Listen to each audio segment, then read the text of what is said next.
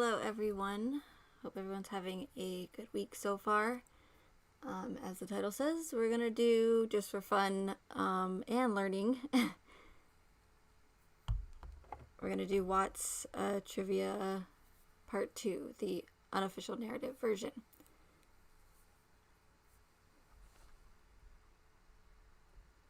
Hey Mark.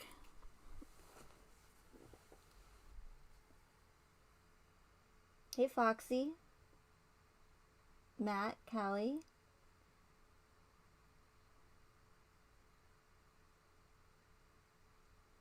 Callie, my love.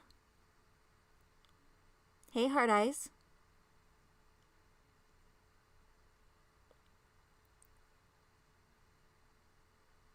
Hey Welsh Pam. So, while we're waiting for a few more people to get here, I was just tuning in real quick to Zav Girl's live stream, and she's covering the Zoom call with Aiden Fucci from the Tristan Bailey case, and it's it's rather interesting to say the least that he's sitting in this, like, wherever they, I don't know what you want to call it, where they have phone calls with guests at prison. And he's like looking all around. I don't know if you guys have seen it, but he's looking all around, looking up at the ceiling, rocking back and forth. And he's like, it's so ridiculous. Oh my gosh. Okay. So he's like, why am I here? Demons take my soul. Just want to talk to mom and dad. Like, the acting is so absolutely ridiculous. And I know that a lot of people are going to think that he's just acting because he's trying to pull the whole mentally insane thing or whatever. But I just don't think that's the case. I think it's a bunch of hoopla. But anyways, yeah, so I was watching that, and it's I will probably be covering that in the future. We'll see what other information comes out with it, but that was pretty much the gist of the Zoom call. There wasn't anything, nobody was saying anything while he was doing it, which is weird. And where's his attorney at, as he's just sitting there going, oh, demons take my soul, and where am I, what am I doing here? Hey Kelsey. Hey McQueen.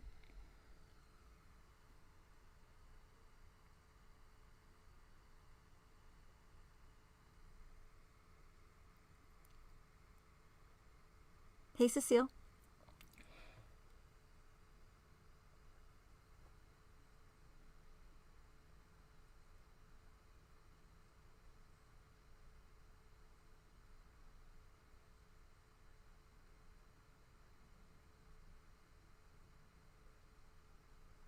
Hello, Staticia. Hopefully I said that correctly. And yeah, I mean, he could be gone, but in my opinion, I just see it complete 100% acting. But then again, I also have a different theory on that case than probably the majority of people do. So it's hard for me to see the whole insanity thing or that aspect of it.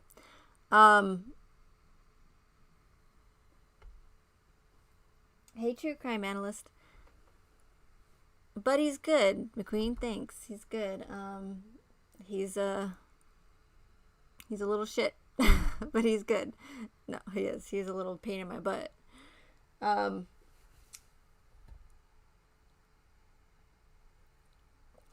thank you for asking. All the chickens are good. Okay, so let's go ahead and get started then. These questions I kind of just threw again together real quickly.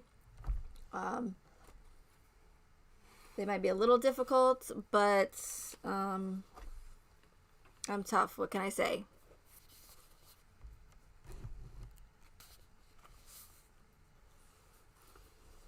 I want to see if you guys have been paying attention.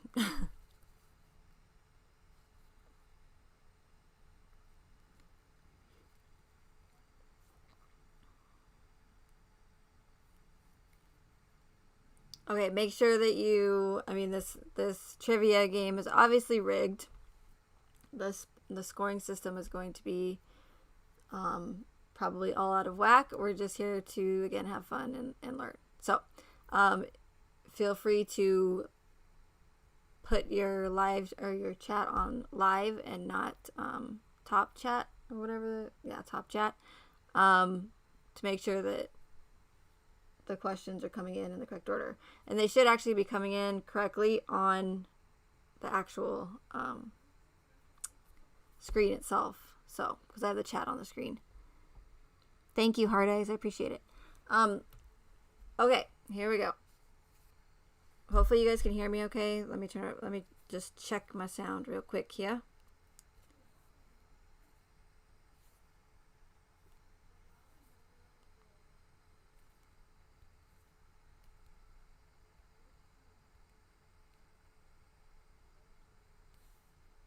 Maybe. There we go. Okay. We're good.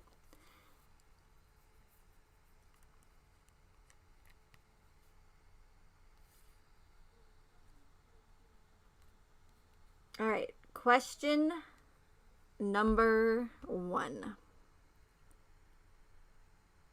What is the mythological bird that is highly worshipped by Freemasons and occultists? Hey, Vincina. Again, what is the mythological bird that is highly worshipped by Freemasons and occultists? And I will give you a hint, which is probably going to give it away. But Shanann also flew into this city before the murders.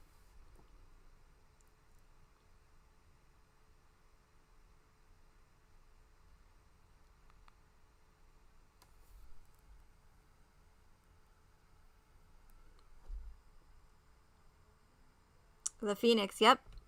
Kelsey got it. Nice. Hey, Jen. Parakeet could be the correct answer as well. Who knows? They worship everything, pretty much. Seems like. Hey, Swamp Lover. Okay. Yes, Phoenix is the correct answer. Get out my piece of paper and pen here to keep score. Unless Swamp Lover wants to keep score, but I won't put that pressure on him. Okay.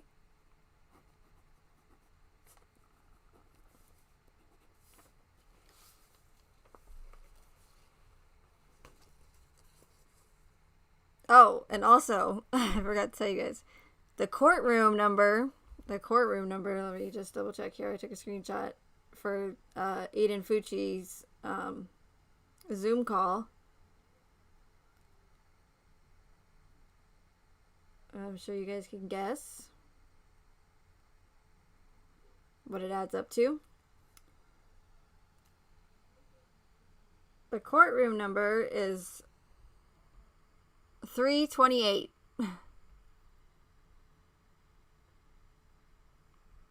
What's that add up to? 13? Well, that's weird. What are the odds? All right, moving on.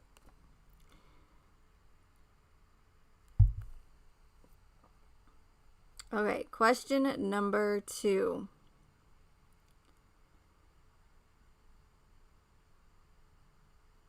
What specific orchestrated event has many of the same characteristics and red flags as the Watts case? What specific orchestrated event has many of the same characteristics and red flags as the Watts case? I mention this all the time. I've also made a 20-minute video on it.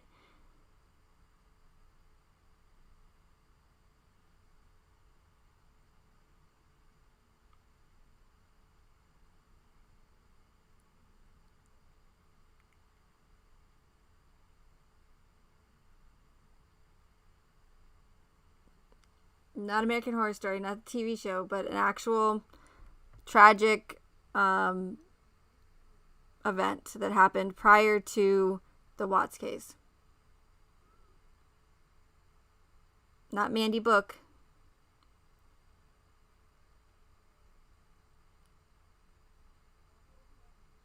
Yep, Las Vegas. Jen got it. Jen and Hard Eyes got it. But yeah, those are all correct. But the one that I mentioned a lot and specifically is the Las Vegas shooting. It has so many, and that's what's weird is because I followed the Las Vegas shooting from day one. And I didn't like delve into it as much as the Watts case. I made like 2 videos on it.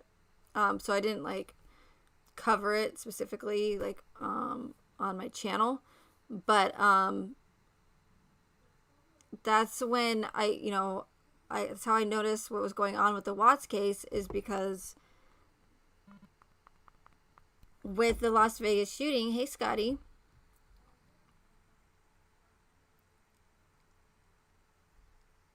you guys know your orchestrated events. That's awesome. Okay. Yeah, Jen, that's he had the Las Vegas bracelet on. I saw that he had a Las Vegas or a Vegas Strong cup during his interview, but I didn't realize he had the Las Vegas bracelet on. That's really interesting. Where did you see that, Jen? Yeah, it was the cup, I think, not the bracelet. Well, he could have been wearing a bracelet, but definitely the Vegas Strong cup during pint glass during their interview. So it's almost like as if they'll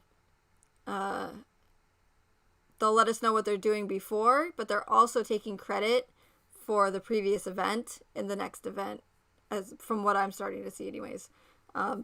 So it's pretty messed up. But no, so I started noticing the same characteristics in the Watts case that I noticed with the Las Vegas shooting, even though, as I mentioned before, that they're they're both tragic, but 2 totally different events. One was a mass shooting, one was a familicide case. And with all the release of the amount of information that was released, same with the Las Vegas shooting. The information released in data dumps, same with the Las Vegas shooting. A lot of people's a lot of people's personal information was not redacted. Incomplete autopsy report with Stephen Paddock. Same thing with Shanann and the girls. Everyone thinking it's a cover-up. Mary Lou Danley disappearing and falling off the face of the earth, which is Stephen Paddock's girlfriend and the closest person to him at the time, who was never investigated or treated as a suspect. Same thing with Nicole Kessinger. Was Christopher Watts' alleged girlfriend, and she wasn't investigated or treated as a suspect, and she fell off the face of the earth. So again, the proof is in the patterns, and that's what I'm trying to show you guys with these events, because they use the same itinerary and the same way that they plan them for the most part. But again, they're not going to have all the same characteristics every single time, because each event is different, depending again on if it's a mass shooting, if it's a terrorist attack, if it's a staged riot, if it's a homicide case, if it's a missing persons case. They're all going to have some that are different to cater to that specific event.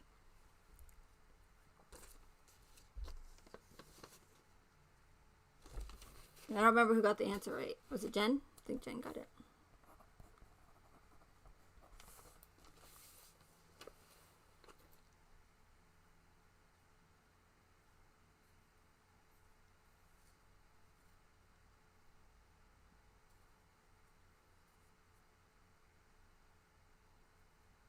I'm not sure about your question, Jen. Do we know when Las Vegas happened? Did any of these people in this case post messages on Facebook or change their face pages? Not sure what it's called. Sometimes people put colors, etc., to represent the place it occurred. I don't know about the colors as far as like Las Vegas goes, but I just remember the Las Vegas Strong. And then of course you have the I showed on my live stream, you have the chick that was interviewed, and her interview went like pretty much viral after, and she was there allegedly for her 21st birthday, and she was talking about how the Hispanic woman came into the concert grounds with some dude and started saying that you guys are all gonna die, and then she explains to the reporter how she left the concert, and then that's when 45 minutes later the shooting happened. Funny enough, this chick just so happens to be wearing a Colorado state logo t-shirt, and the next event to happen prior to Las Vegas just so happened to be in Colorado, hence the Watts case. So it's details like that, little Easter eggs that they put in plain sight to literally mock us. And that's again one of the things that irritates me the most about these events is they not only do they do them and they fool millions of people and trick people and deceive people, but they also mock us straight to our faces on top of it. So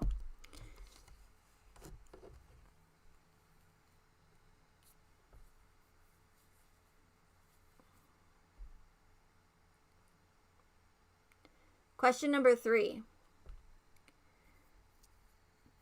Phoenix, Arizona sits on what degree parallel?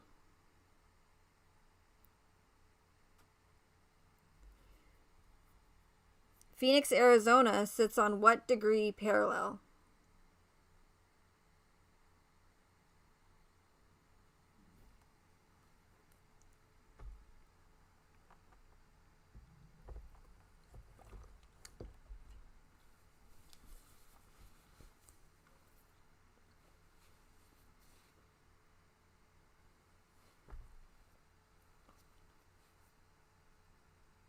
Hey, TH. 33. Bingo. Hard Eyes got it. It sure does.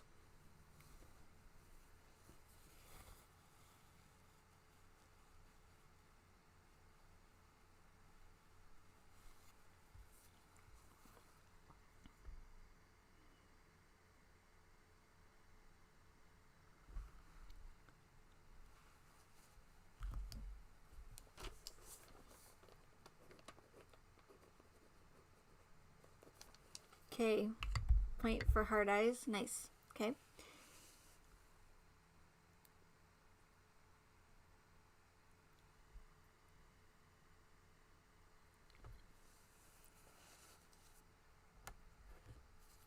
Okay, next question.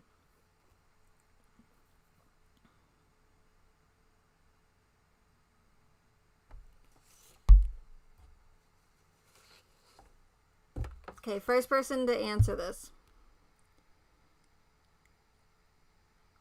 Obviously. But you'll see what I mean.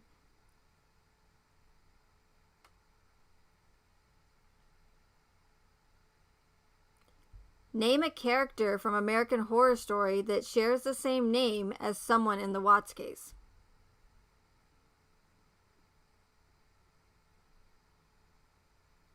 Hey, Douglas. Again, name a character from American Horror Story that shares the same name as someone in the Watts case.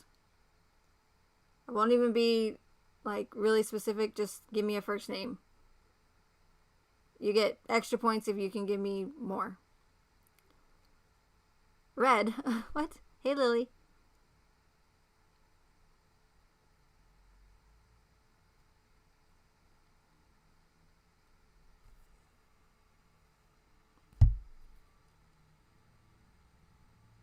Yep.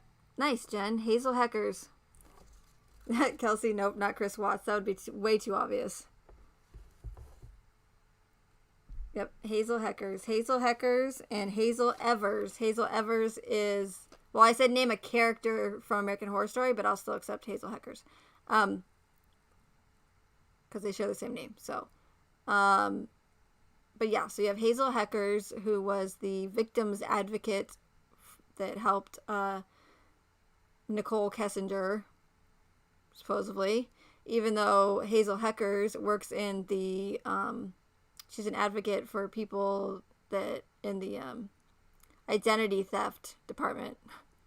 Not really the same thing, but I don't know, maybe I guess it could fall into the same category, but although one's homicide and one's identity theft. But anyway, so yes, Hazel Heckers is the victim's advocate for Nicole Kessinger, and Hazel Evers was the head maid at Hotel Cortez.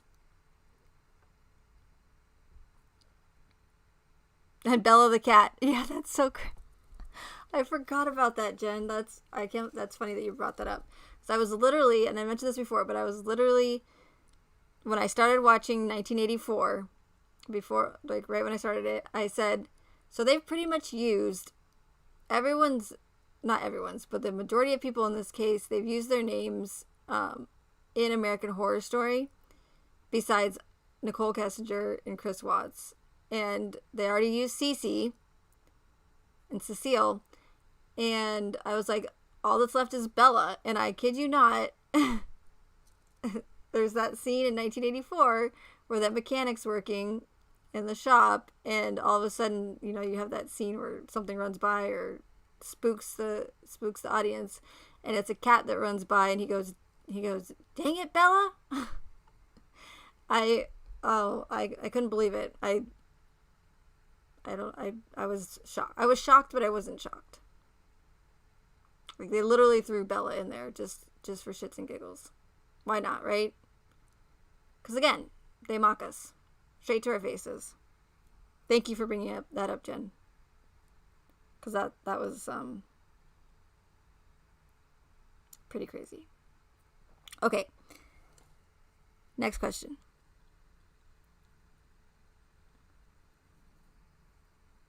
What is another term for the Hegelian dialectic that I talk about all the time, especially recently?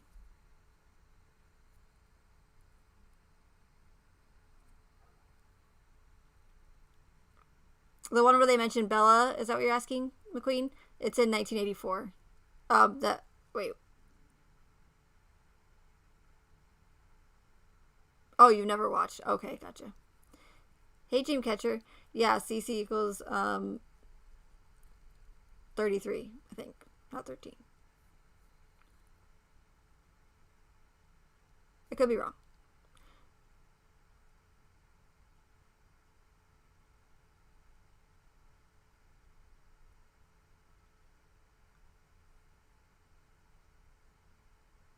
Problem, reaction, solution. Yep. Nice, Kels. The Hegelian dialectic is also known as problem, reaction, solution. So what happens, again, because this is very important, because this is what's been going on with these orchestrated events, and they use it all the time, is they will create the problem, whether it be a mass shooting, a terrorist attack, a riot on a Capitol building, a homicide case, a missing persons case, any of these like tragic events where people die or allegedly die. They will create that problem, and we will then react to that problem because of fear or emotion and turn to them for a solution to the problem, not realizing that they were the ones who actually created the problem in the first place. And that's when people start begging for their rights to get taken away, like gun control, like free speech. Even though they think they're doing something great for society, they're really not. They're actually literally begging for the rights to be taken away. And they have to do that. They have to do the Hegelian dialectic, because they can't just come out and just say that they're going to take away millions of the rights away from millions of people. It would never work. So they have to use that Hegelian dialectic to trick the masses.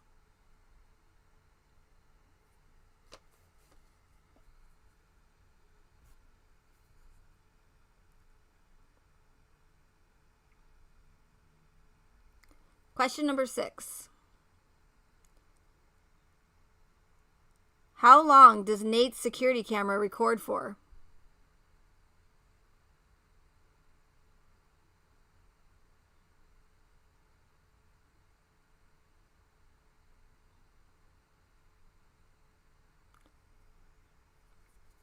How long does Nate's security camera record for?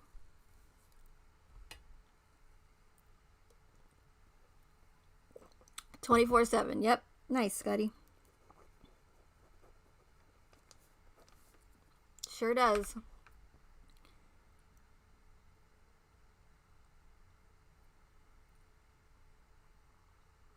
Hey, Sue. Did I say hi to you already? If I did, I'm terrible at this.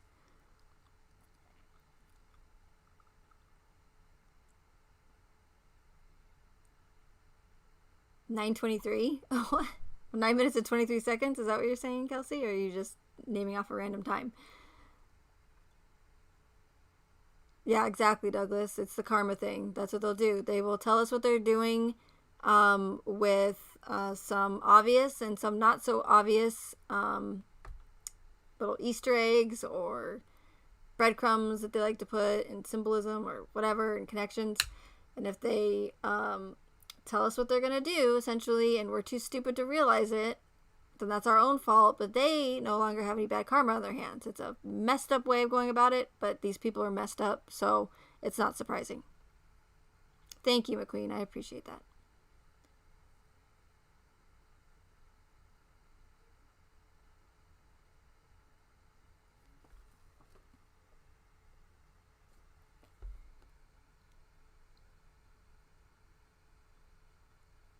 Question number 7.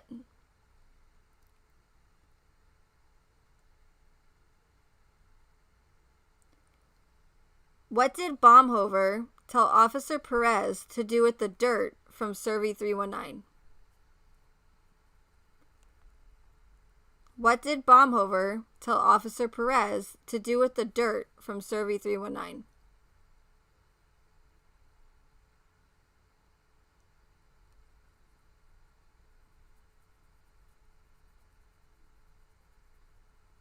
You did, Lily? That's good.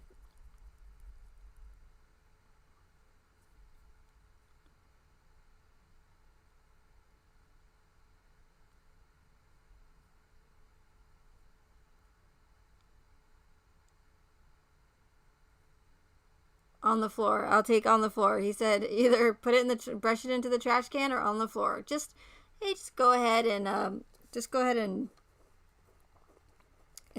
take that crucial evidence from Survey 319 where Shanann was allegedly buried, and anything that falls out on the table, just brush it on the floor, put it in the trash can, do what you will with it. Baumhover doesn't even know. He's the lead detective. He doesn't even know what's going on in his own investigation. But hey, we're just supposed to believe it, right? We're just supposed to believe everything that we're told, and we're supposed to believe that that's how you handle evidence correctly. But it's on body cam footage, right? So it must be real. It must be true.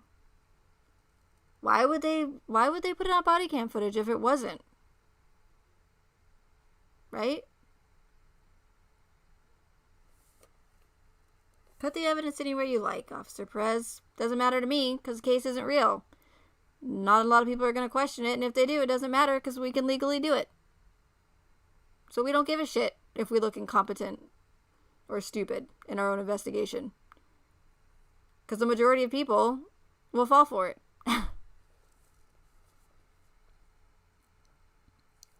So, good job, Cecile.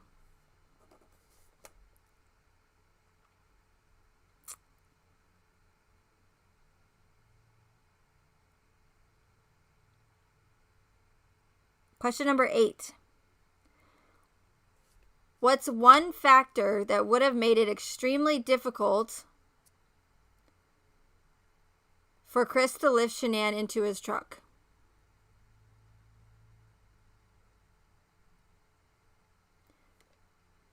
What's one factor that would have made it extremely difficult for Chris to lift Shanann into his truck?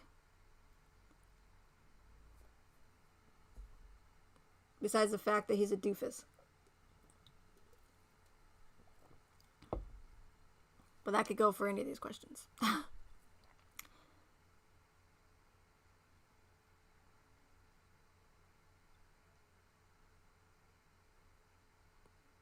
I will accept dead weight is hard to lift and he's a puss. His bad knees, Kelsey. No, but apparently he has carpal tunnel. Apparently the guy has carpal tunnel in both wrists, and he was able to lift Shanann, boop, no problem, right into the truck. Oh, wait, no. That's right. Nobody went out the front. Everybody went out the back. So this whole theory about someone or accomplices taking the bodies out the back, why in the world would Chris back his truck in, like, as a distraction, right? People are saying, why would Chris implicate himself possibly by backing his truck in and walking backwards as if he's loading a body into his car? If there was a distraction to people taking out the bodies in the back. It makes no sense. And this guy's supposed to have a 140 IQ. But he's going to pretend to drag bodies as a distraction to take people out the back so other people can. See what I'm saying? It just doesn't make any sense. It should be double points, Scotty. And I was going to give you 2 points until you said that it should be double points. So now I'm only giving you 1. Should only give you half. For your arrogance. Just kidding. I'll give you 1 point.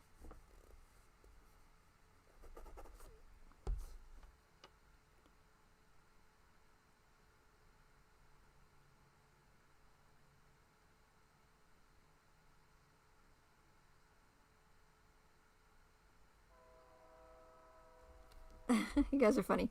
Okay. Question number 9. I made a video about this, about the bill that was going to be passed, or trying to get passed at the same time that Chris was allegedly planning the murders of his family. If Proposition 112 passed, it would have moved the drilling buffer zone from 500 feet to what? If Proposition 112 passed, it would have moved the drilling buffer zone from 500 feet to what? How many feet? Oh, Sue, I know. Sue, you love the train. I was going to mute it too, but...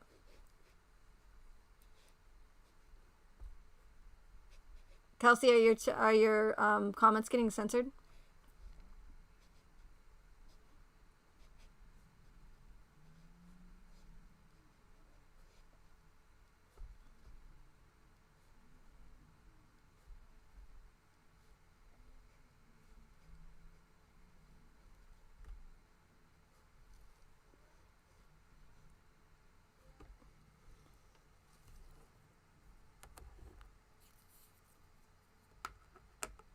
That's a good answer. That's a good answer. 666 feet. I'm surprised it's not, but no, it's more than that.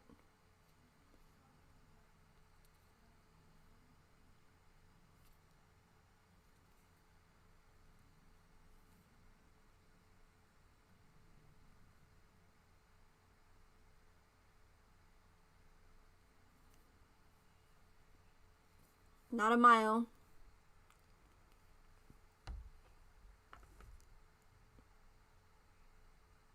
Oh, everyone. Okay. All right, Kels. That's weird.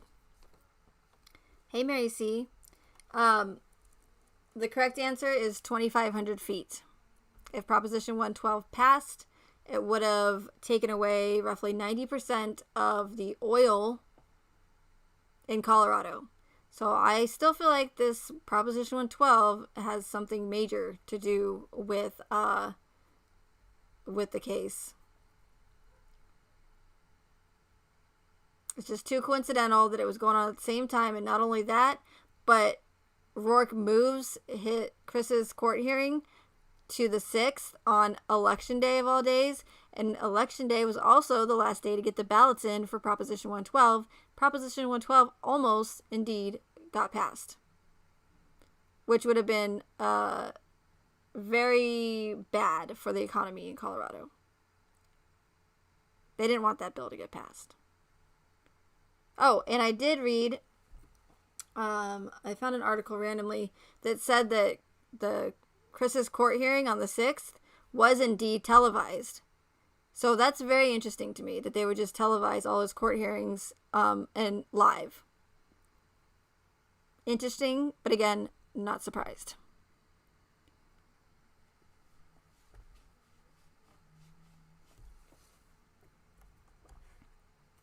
So I don't think anybody got that right. I got that right. I get a point. Just kidding.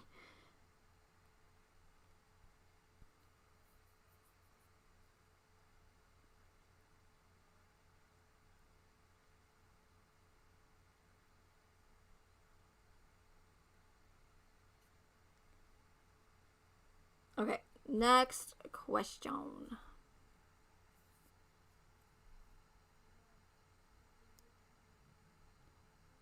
So there's several of these. I did ask them the same question in the last trivia, but since there's multiple, I'm asking it again.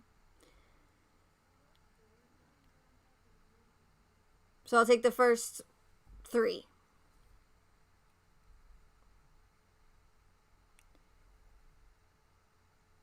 Name another characteristic you will usually find in an orchestrated event.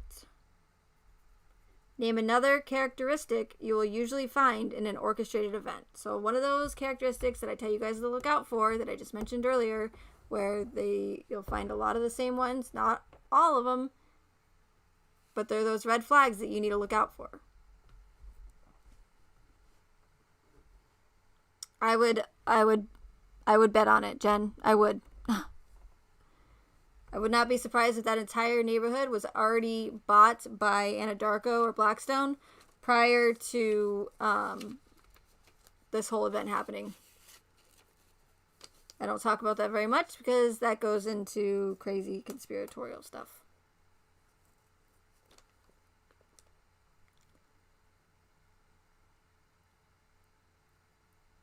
Okay, I'll take shoes, trial, and symbolism. Yep. So, hard eyes.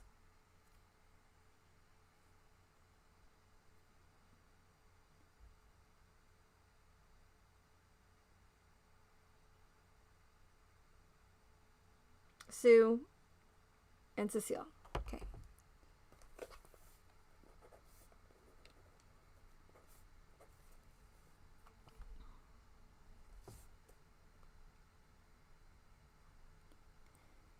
I don't think women wearing extensions is one, Swamp Lover. Maybe it's a new one. Maybe they've been throwing in women that have extensions in there, but I'm not seeing a pattern with that quite yet. But I'll keep an eye out for that.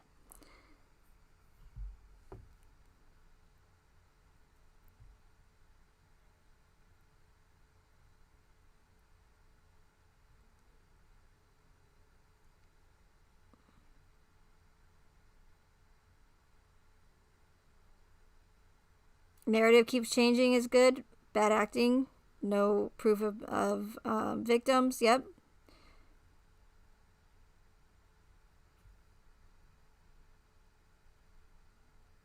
Lots of media coverage. Nice, Courtney. Hello.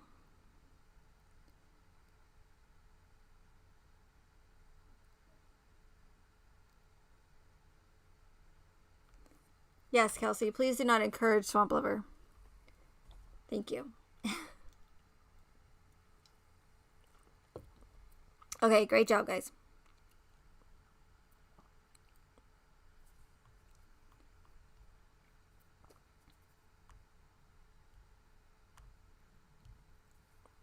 Okay, next question. In her interview, Nicole Atkinson told Baumhover that if Chris were to kill Shanann, how would he have done it?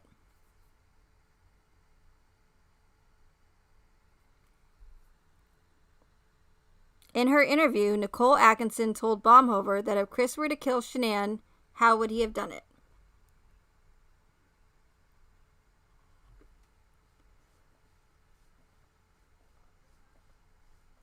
Hey, Melissa.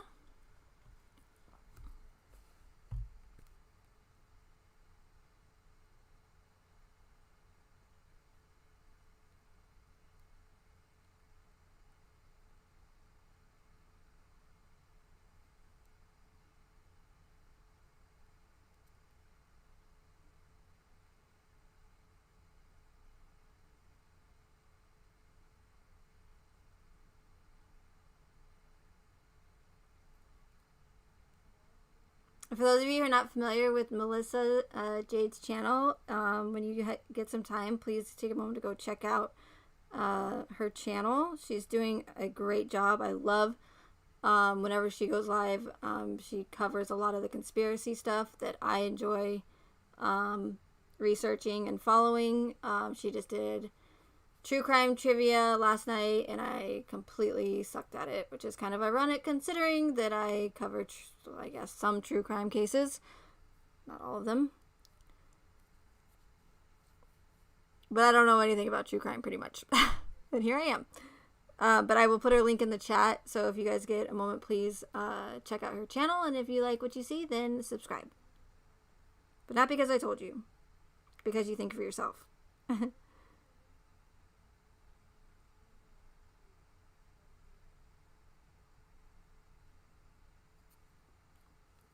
Okay, answers.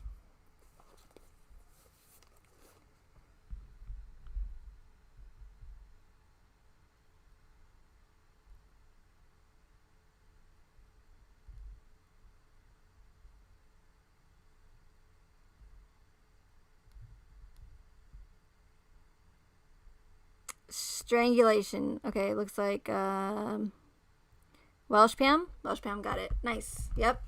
Nicole Atkinson said that if Chris did indeed kill Shanann, that she believed, of all things, that he would strangle Shanann. What are the odds that another person on top of Sandy just so happened to be, is, I guess, intuitive or can see things before they happen or after they happen? I don't know. An empath. I don't know what you want to call them, but they seem to have these premonitions spot on. So when Sandy tells the officer that she thinks that Chris is going to pour oil on Shanann and the girls, what are the odds that they just so happen to be put in oil tanks? And then you have the Lindstrom boy, as I mentioned in the last trivia live stream, that he said he pictured them in a hole. So we have another intuitive person on the case, involved in the case. So again, it's what are the odds? And it's interesting too, because I've heard a lot of people mention that have, really watched Shanann's videos a lot and have noticed where she'll say things like, over my dead body, Chris is going to kill me if he finds out. So they throw in those little tidbits, and so much that people actually notice it. They're there on purpose, you guys. Shanann said those things on purpose. About Chris strangling the Dieter and just, other little comments like that here and there. So it's pretty interesting. Okay, Welsh Pam. All right.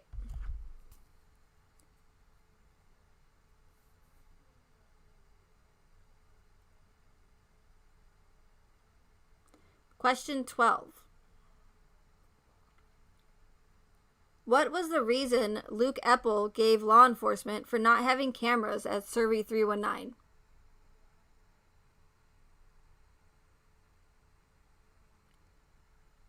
What was the reason Luke Eppel gave law enforcement for not having cameras at Survey 319? Hey, Miss Mensa.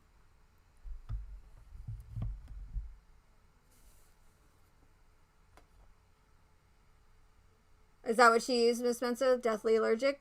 Yeah, I believe it. Leave Dieter alone. I know, right? Poor Dieter.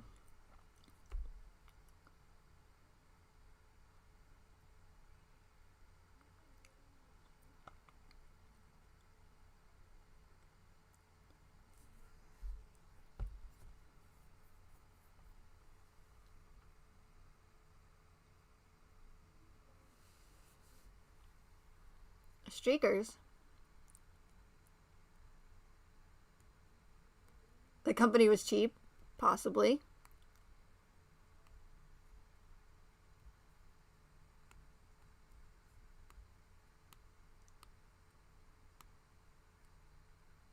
Candles, cameras, what? What are you saying, Swamp Lover? I will take Miss Mensa's answer. I'll take that one. Yeah, so it was an old well, and it was going to be decommissioned soon. So that's why they didn't have cameras at Survey 319. Coming from Luke Eppel. Okay. How convenient, right? How convenient that all the real camera footage that we needed just so happened to be non-existent or malfunctioning, or they didn't bother to even go to try and recover it in the first place. But they don't need to do all that. They don't need to do all that and provide that information to convince the majority of people that the event actually happened. So they cherry pick what they want to give us. Just enough to keep people interested in the case, but not enough to where we can figure shit out. Because if they were transparent and they didn't cherry pick what they gave us, we wouldn't be sitting here 3 years later trying to figure out why there's so many inconsistencies with this case. But it's done that way on purpose.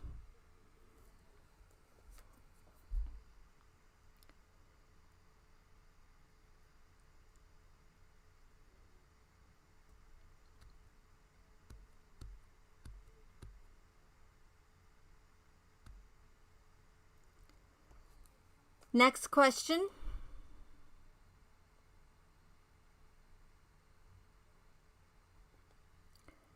Only one neighbor allegedly had camera footage, but the camera lens was obstructed by what? Only one neighbor allegedly had camera footage, but the camera lens was obstructed by what? Based off what the discovery says, of course.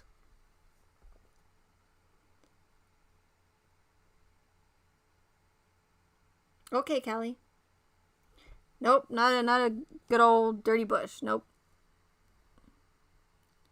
Good old dirty bush. What did I just say? Not a bush. That was on Nate's footage. I don't want to say what I was going to say. That's weird. I don't want to think about that.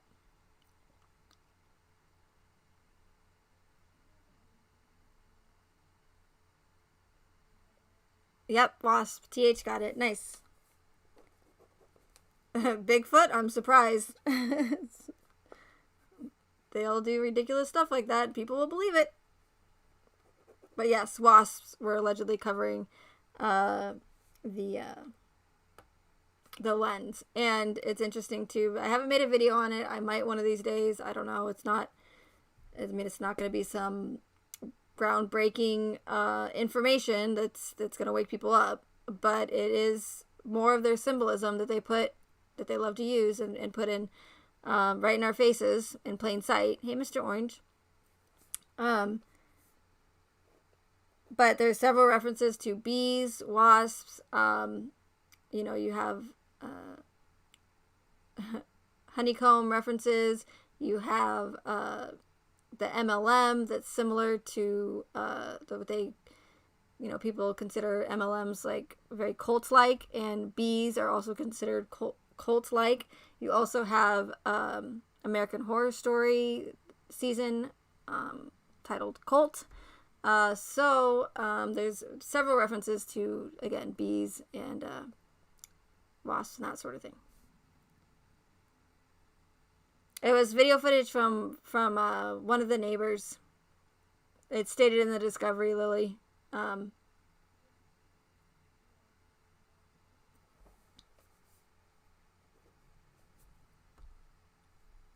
That's the only footage allegedly that they got.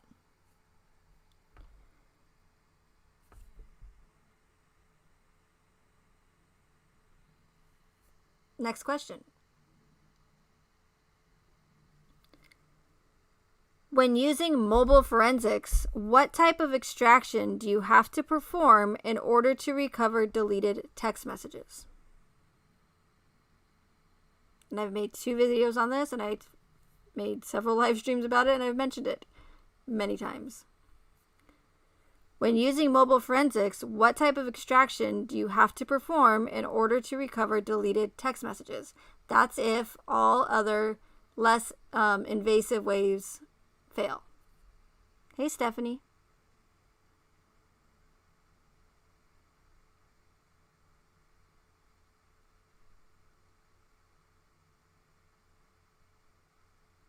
And I'm glad you can see this case for what it really is, Stephanie. Again, and I commented back to you, to your comment, and I said that to be honest, you're one of the last people that I would have thought would be saying this today, or saying that today, simply because, I know that you've been around the true crime community covering this case and in chat rooms all the time, and I specifically remember, Stephanie, that you were on board with from what I can remember anyways, correct me if I'm wrong, but you were on board with the official narrative pretty much. So I'm glad to see that you can finally see this case for what it is. That's amazing.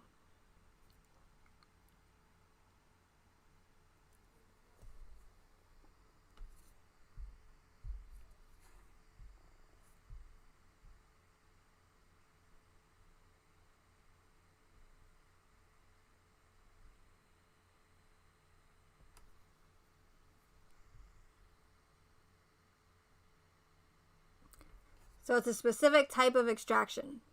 There's 3 different types of extractions. This one's a hard one. I'll give 3 points to someone who can get this. Not that they matter. It's rigged anyways.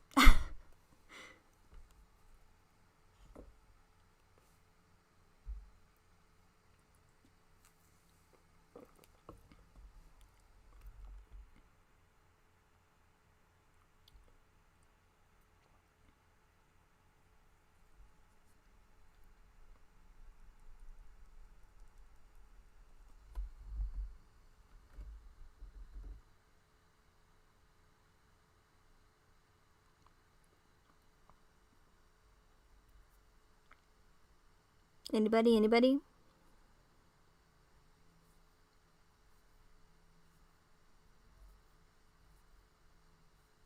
Alright, well that one was hard. If you guys have not watched my video on why Nicole Kessinger's text messages could not be recovered, I highly recommend that you watch. I made 2. One that's very technical and one that's straight to the point.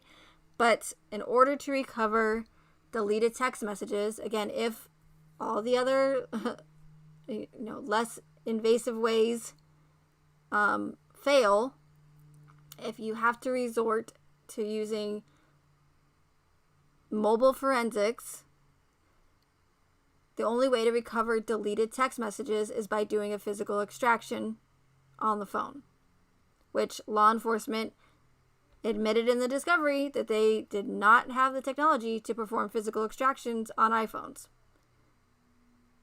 but didn't bother to contact another department for the software. Didn't bother to purchase one with the money that they spend on mobile forensics yearly. So pretty interesting that they use that as an excuse as to why they couldn't recover Nicole Kessinger's text messages. Yeah, she only broke the SIM card in half, though. SIM card has nothing to do with data. It just has...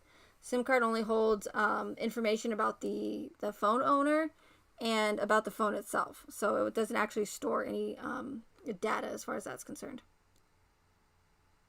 And that as well, too, Kelsey. They were lazy. But again, they don't have to do all that to convince the majority of people that it happened.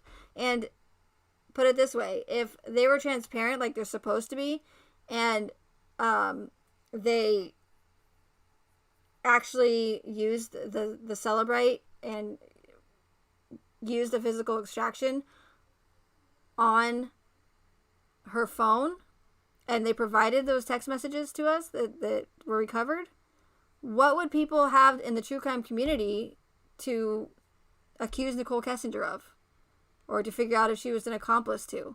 They don't want to provide us that information because they want us to sit here and rack our brains and and distract us from everything that's going on in this world, look into the discovery, and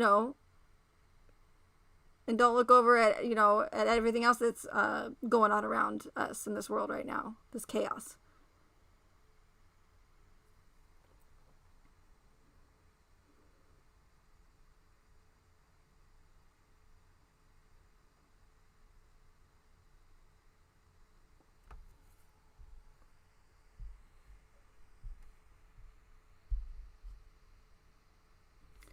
Next question. Oh, and Lily, the Celebrite is not the physical extraction. Celebrite is just the brand of the mobile forensic software. So you have like Celebrite and XRY, or both. They're different companies that make the mobile forensic software. But the physical and logical and advanced logical extractions are what they use to pull out the data from the phone.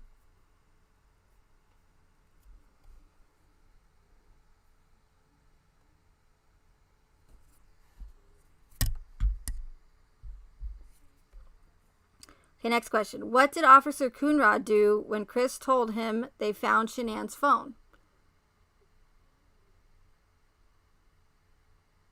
This is a true crime case quiz.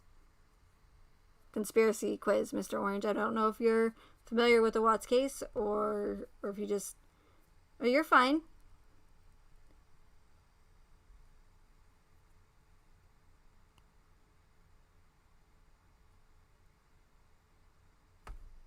What did Officer Coonrod do when Chris told him they found Shanann's phone?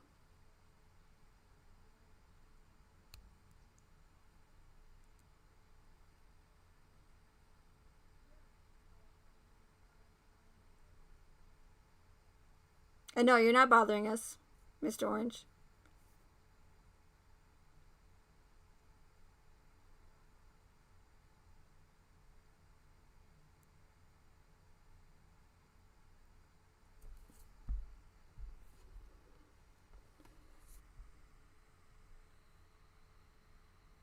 I'm surprised you stumbled across my stream because even when you search for my channel name, people can't find it for the most part. So that's pretty strange. But again, if this isn't the right place for you, you do not have to stay. But of course, we'd like you to stay. It's not for everybody.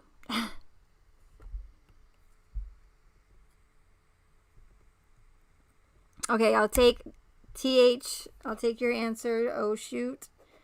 Or I would have taken nothing. He didn't do anything. Didn't look at the phone. Nice to meet you as well, Mr. Orange. Hope you have a wonderful day. Night, wherever you are.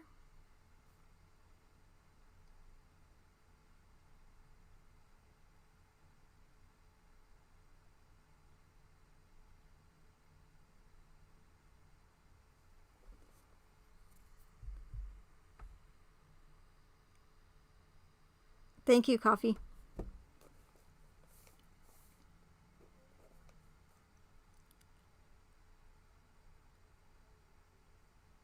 C-Rod. It's funny. Okay, next question.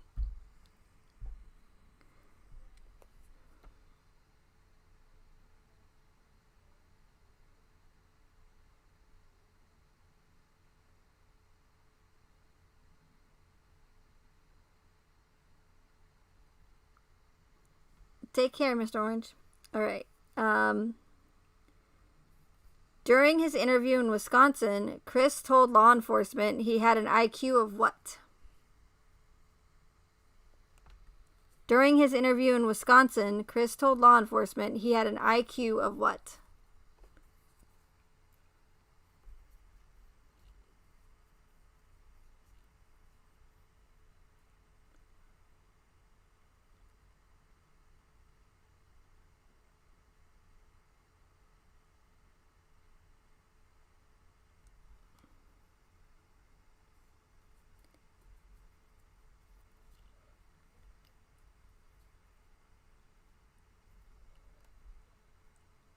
I will take 135.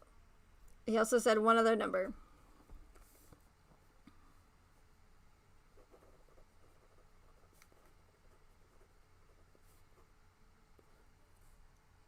Zero. The real answer. That's the correct answer. How you doing, Life My Way?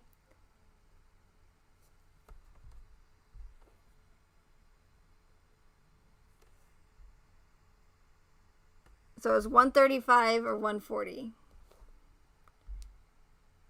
Which is funny because he's supposed to have a photographic memory like Rain Man, but he can't remember if they told him he had a 135 or 140 IQ.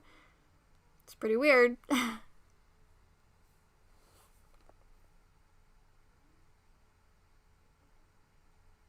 So Welsh Pam and Dreamcatcher. Okay. Nice. All right.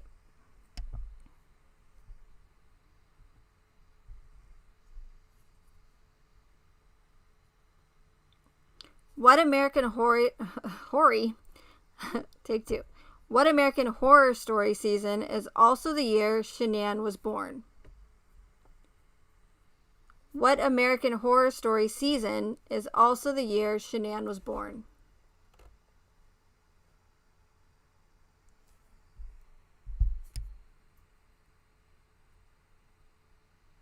Hey, Ashley. Good to see you.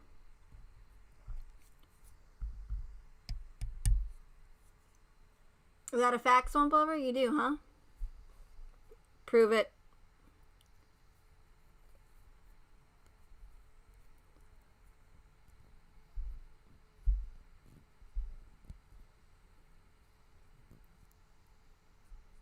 $1984. Yep, TH got it. Very nice.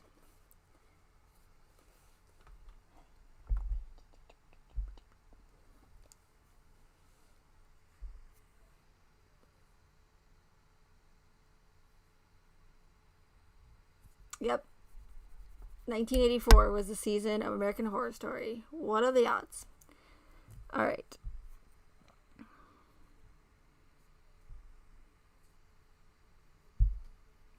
I asked this in the last trivia live stream, but this one is super important, so I'm asking it again to make sure that you guys, it sticks in your brains here.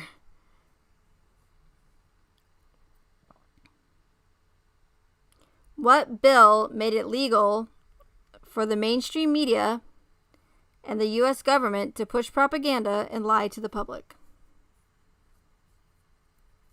What bill made it legal for the MSM and U.S. government to push propaganda and lie to the public?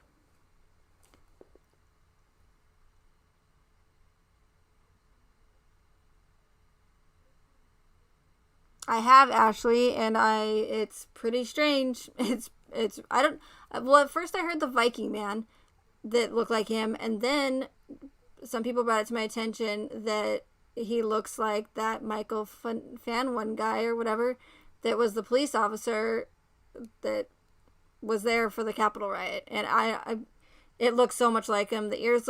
I think that the ears look the same, and the ears don't lie. Again, you have to remember that when you're trying to do like facial comparison or any sort of like recognition, depending on how far away the person is from the camera, like obviously their ear is going to look bigger, or it depends on the angle. So you have to take all that into consideration. I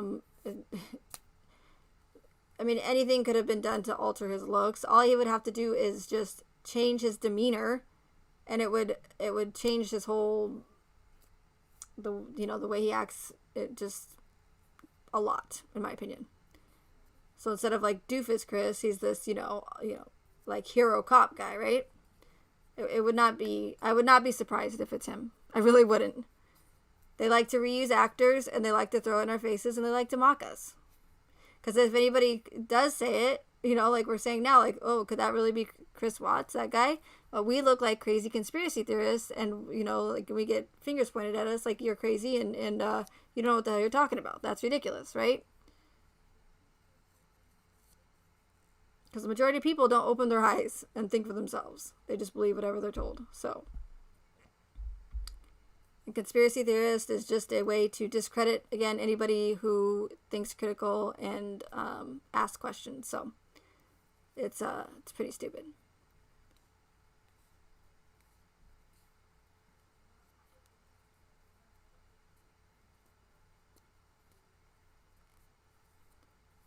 Swamp Over, you have this thing for extensions. Do you like women with extensions or something? Is that what you're getting at? Because you keep mentioning extensions, and I'm not following.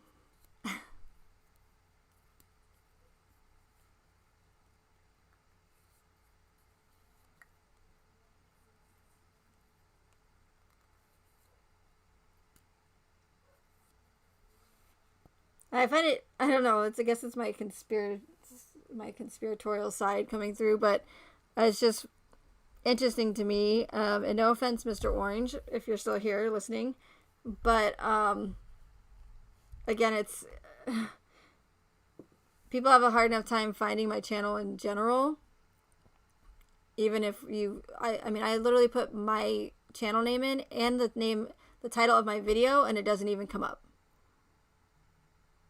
So the fact that Mr. Orange, and I find orange interesting considering that there was so much orange color in the Watts case, and these people love their color orange, and Freemasons and occultists. So I just find it interesting that Mr. Orange pops up out of nowhere. But again, Mr. Orange, no offense, but it's just my conspiratorial side coming through. Can't help it.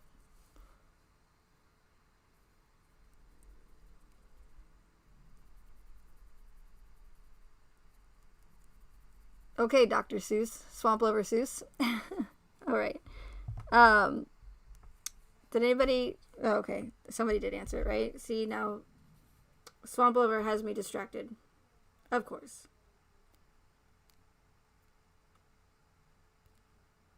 So who said Smith Munt first? Oh, Callie. Please don't encourage Swamp Lover.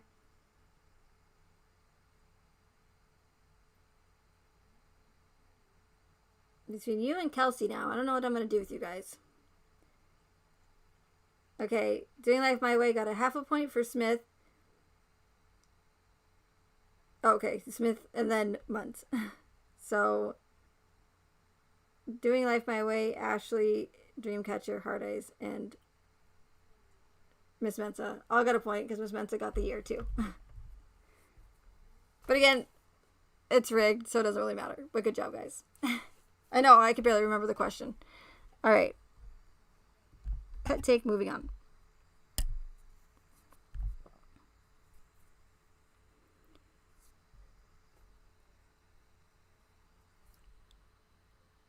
During the canine search, Officer Kate Lyons receives a phone call.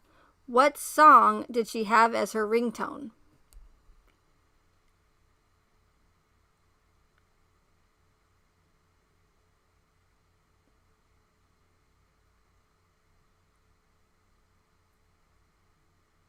Callie, are you still complimenting Swamp Lover?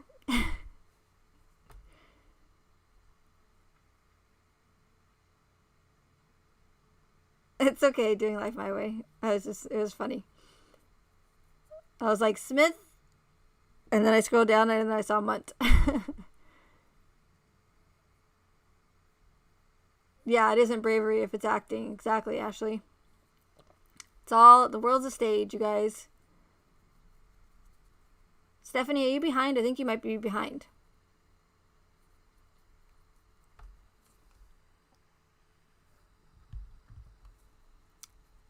Okay, one more time. During the canine search, Officer Kate Lyons receives a phone call. What song did she have as her ringtone?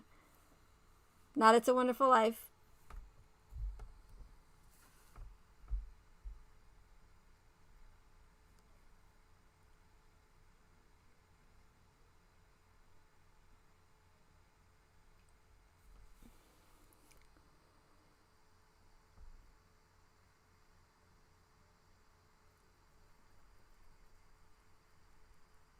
Not Metallica.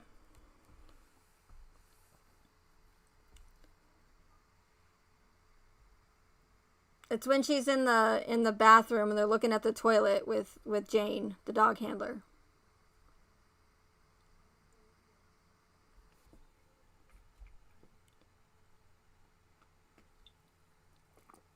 Okay, Callie, good.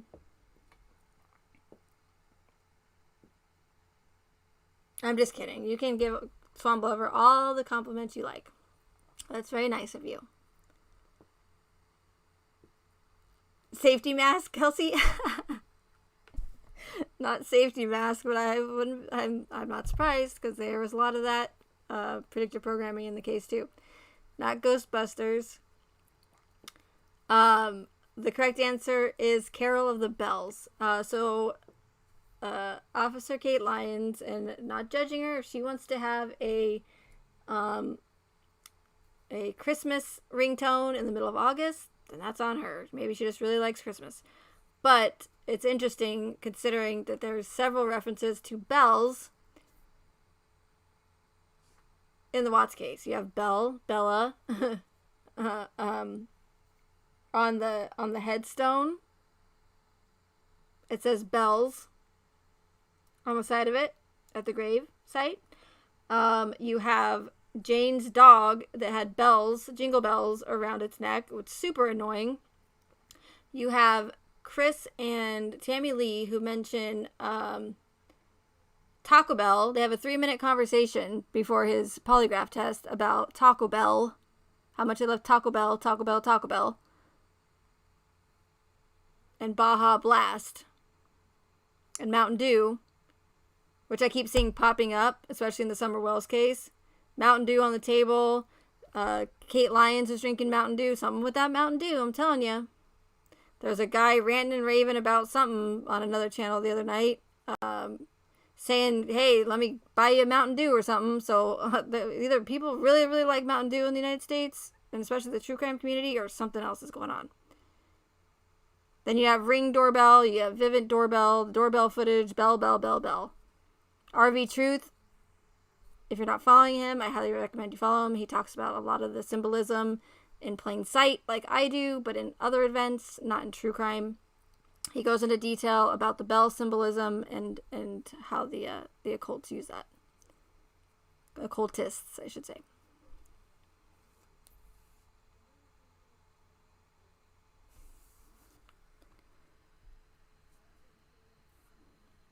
Okay, this was mentioned earlier, but I'll ask it again anyways.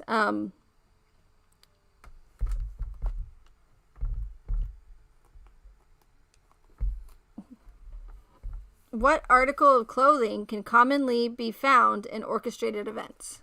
Hey, MJ.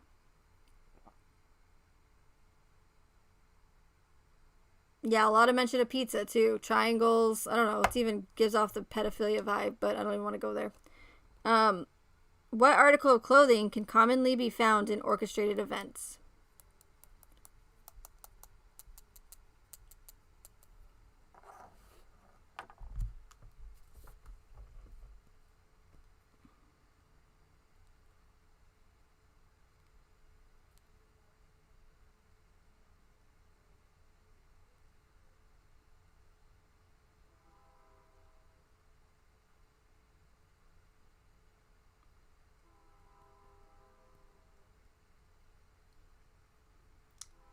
Yep, shoes. Shoes. Not undies. Shoes, yep. Nice. Cecile. Good job. Yep. Many times shoes and boots were mentioned in the Watts case. Chris bought new shoes. Troy McCoy talks about how he noticed Chris's brand new Red Wing boots that he wore with one pant leg down and one pant leg up. As above, so below. The boots in the basement. The shoes that the girls to get the scent from. Nicole Atkinson mentions how many times she noticed that Shanann's favorite shoes, her flip-flops, were in the front, inside of the front door. She mentions it several times to Baumhofer in her interview and even says, I don't know why I keep mentioning the shoes, but I think that they're important. The shoes. Boots in the back of the Lexus. Chris took a picture of his boots, although I've never seen the picture, but they mentioned in the discovery that picture is floating around somewhere, supposedly. There's several other references to shoes and boots. You have Nate's shoes when Officer Coonrod is walking into the house, sitting there. Lots of shoes mentioned in this case in reference. Yes, are they a common piece of clothing? Of course. Oh, and you have, Cecile, Shanann Watts' shoe room, her whole entire shoe closet. That's the big one. I can't believe I almost forgot about that. Thank you. Yes, our shoes are a very common item that we wear every single day, but again, they do that on purpose. So that when someone like myself mentions it, I look like a crazy person because I'm saying that all these shoes are popping up.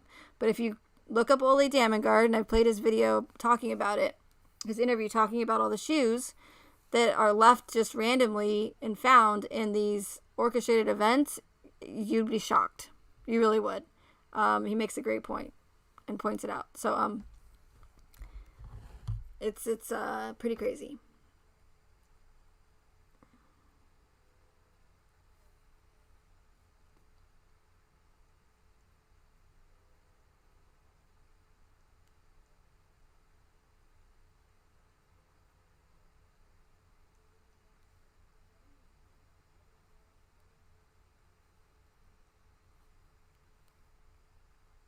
Okay, here's RV Truth's video about the shoes. I mean, not about the shoes. about the bell symbolism.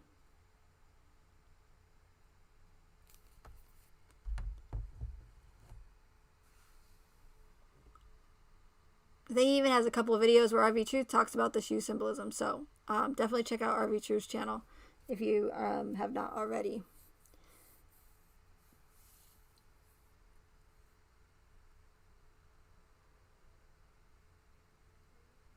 They could be, Jen. They could be switching to baseball hats for sure. Who knows? Let me see if I can find some of those pictures real quick and show you guys. Because that's the end of trivia. Let me see who won. Let me see who won the rigged trivia game.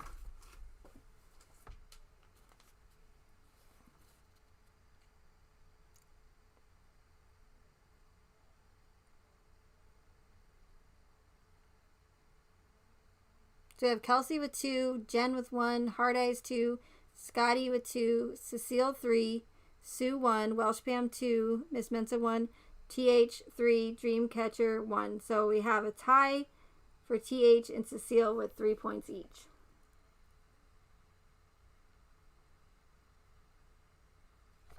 But the winner is, drumroll please, Mr. Orange. Congratulations, if you're still here.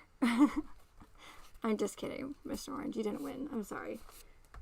That was a tie. Good job, everyone. All for fun.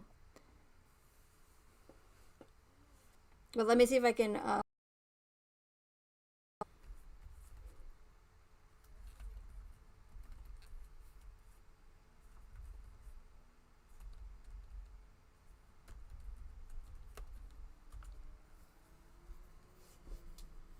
Yeah, they are walking all over us with mockery, for sure, Swamp Lover. You didn't have 3, Kelsey, please. I'm the most honest scorekeeper ever. What are you talking about?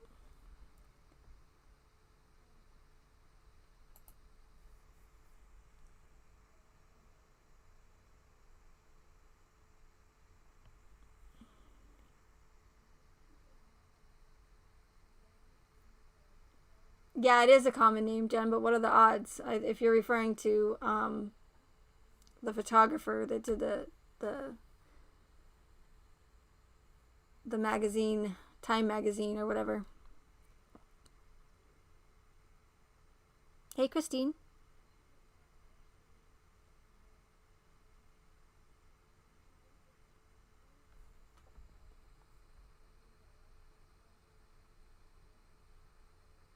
We also discussed the need to raise our spiritual frequency.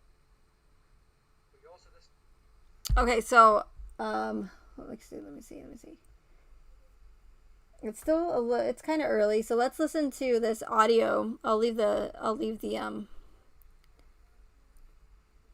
chat on the screen, but let's listen to this Ole Damigard interview, just a little bit of it about the shoes. It's really interesting.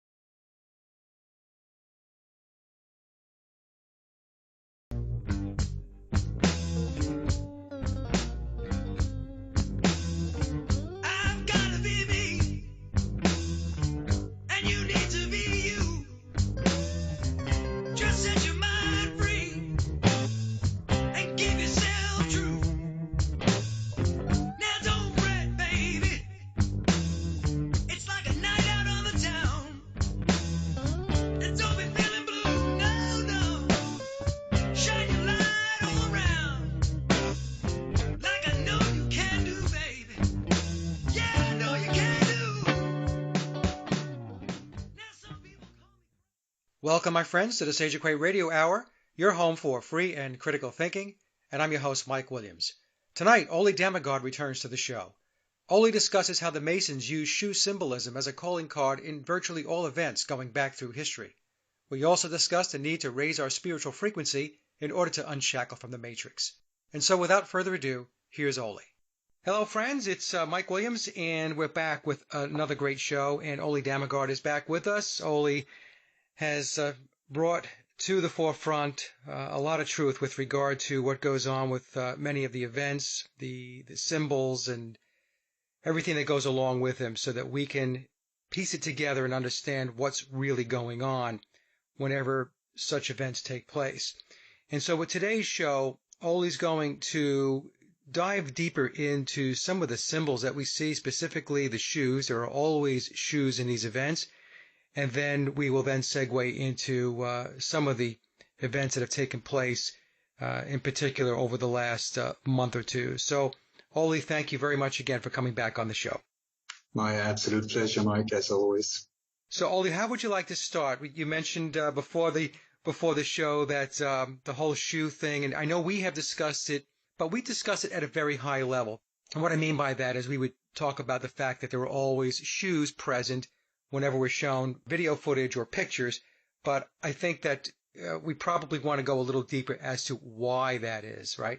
Yep, for sure. So in this bizarre world of alleged terror attacks and mass shootings, and we are going to talk about shoes and bicycles. Okay. As you do. As you do.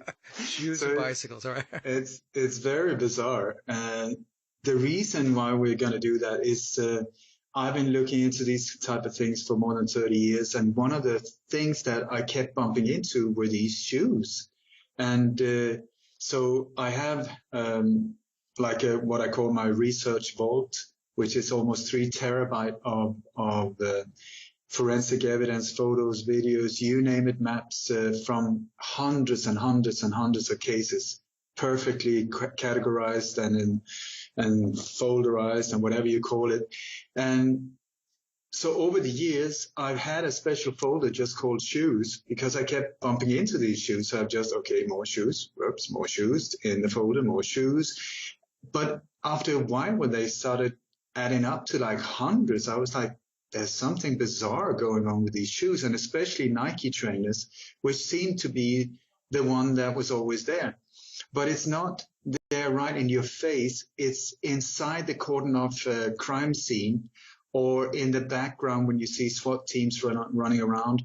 It's always when it's something dramatic. It's like if there's a dead body or blood or debris after alleged bombings, the shoes are there.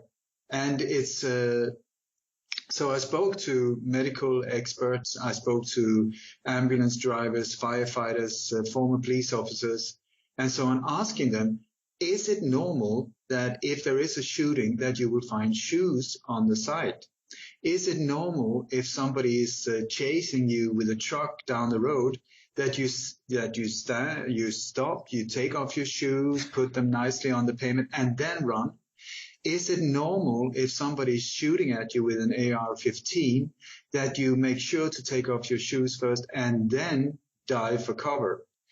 And I keep getting the same answer. No, it's very unusual. They have never seen it. Okay, so reality says very few shoes. Sometimes they say, I spoke to ambulance drivers, they said if there's like a train accident or something with a massive impact, then shoes can be found, but unfortunately often with parts of bodies inside it and gross stuff like that. But the shoes, and especially trainers with laces, is not something that just falls off. If we're talking slippers, yep, that's possible, or flip-flop or whatever, but trainers, not very often. Right, because they're laced up. They're laced up and they're there to sit. When you run around, it's worthless if you're going to go jogging and you keep losing them. So why are the shoes there? That is the question. And also what I have found many, many times is that the number of shoes doesn't add up with the alleged victims, or the victims have got shoes on, but there are extra shoes on the street and so on. So, and they're inside the crime scene. It's not that somebody from the outside could have just say, yoo-hoo, here's like a frisbee and just thrown shoes in there just for fun. It's there. So after a while, I started looking into it, and then I started speaking more and more about it on different shows. And then one day, years ago, I was contacted by a Freemason anonymously who said that you're onto something here because you have to understand the significance of these shoes. And I said, please enlighten me because I'm not sure what you're talking about. And he then said that these shoes are part of Freemasonic rituals, in their own rituals, in their headquarters, but also when things like this are carried out, because many of these are connected in this power hierarchy that are behind the New World Order. It's very connected to Freemasonry as well, in bizarre ways. Numerology, all kinds of stuff going on. And he said, when you look at a crime scene like this, if there's a victim or an eyewitness or whatever with one shoe off, that means that this individual is doing it voluntarily. Also, very often they have like one trousers leg folded up, which is also what they do in their rituals. So it can be a victim, an alleged victim lying in the street with the trouser leg torn off and without a shoe. That is very, very the type of symbolism with in these Freemason rituals. And two shoes off means homage for the sacred space, because the way they see many of these things is the ritual, and you have to pay respect to it and so on. Bizarre, if you ask me, very strange. So I said, thank you very much. I'm getting a better understanding here. So I started looking even more into it, because I also think that these shoes were there as sort of like a business card, just like the death squads in South America and in the Vietnam War and so on. When they hunted down Viet Congs and killed them, often they put the ace of spade, in the mouth of the victim, just like a business card, but also something that would freak people out, sort of a symbol of death, saying, we're after you next.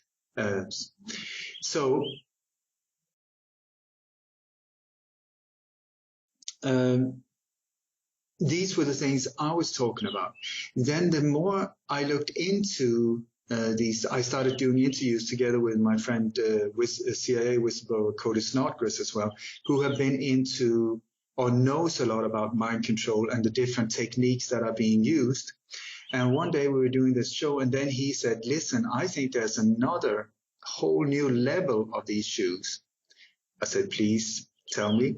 And he said, when you break someone down to be used as an MKUltra asset, a mind control asset. MKUltra is a very old word, but it's very useful because most people are aware of it to a certain. It's called there are many, many, many different new variations, but let's stick to MKUltra. But so when you're breaking someone down so that you can control this individual for whatever reason, you want to turn them into sex slaves or assassins or patsies or whatever, what they do is that they torture this individual, because what they're trying to do is break down the spirit, break down the personality, and break them into multiple personalities. Because when the pain and the trauma is so intense that they just can't take it anymore, boom, the personality, just like a one cell just bloops into two cells.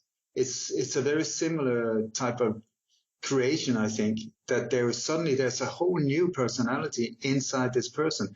And that person can then, if they do it correctly, when they break them down, be activated through words or symbols or trigger phrases, something like that. It can be a song, whatever. But the way they do it is when they torture or rape or sexually abuse, whatever it takes to break this one down, what they do is they hold this trigger icon in front of the eyes of the person being tortured. So it could be like an upside down dolphin or parallel lines in a wavy shape, or it can be a word or a song.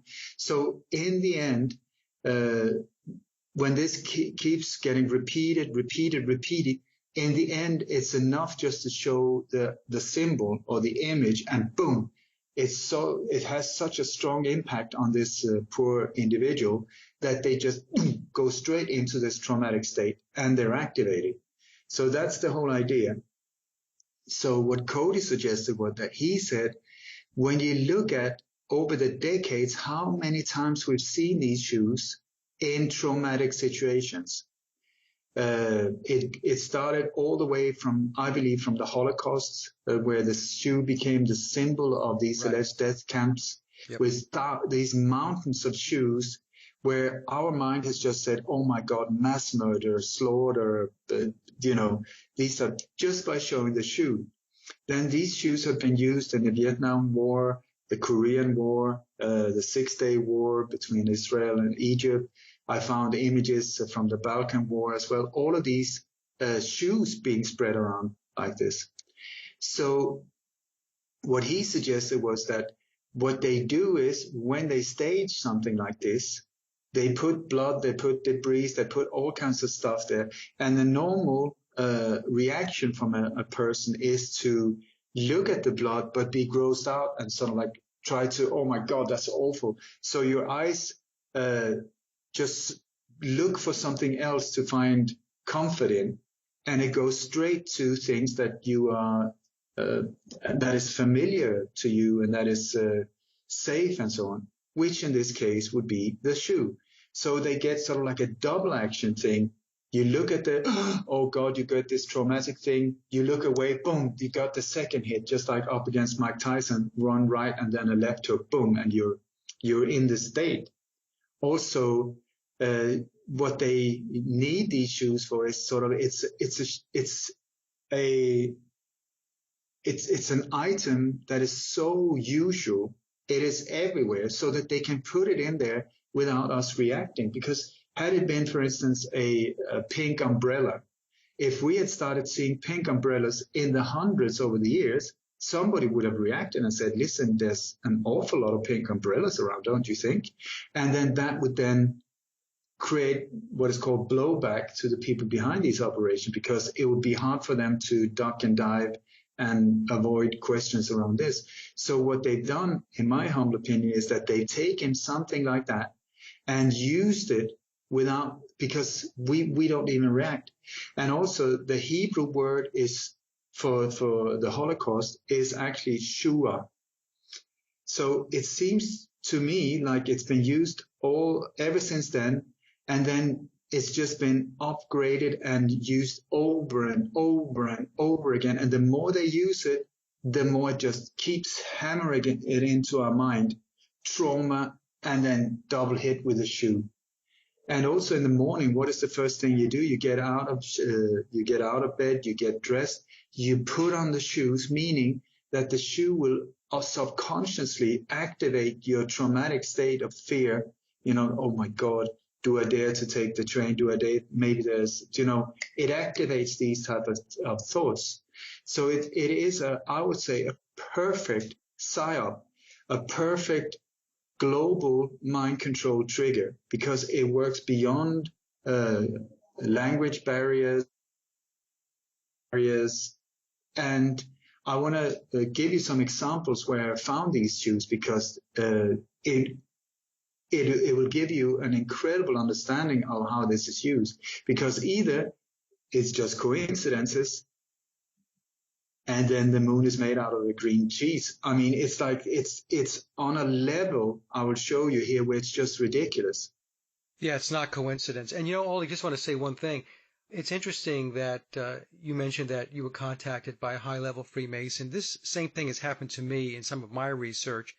So the point I want to make is that it is interesting that some in the Brotherhood are reaching out to clarify certain things that take place within the various areas of conspiracy.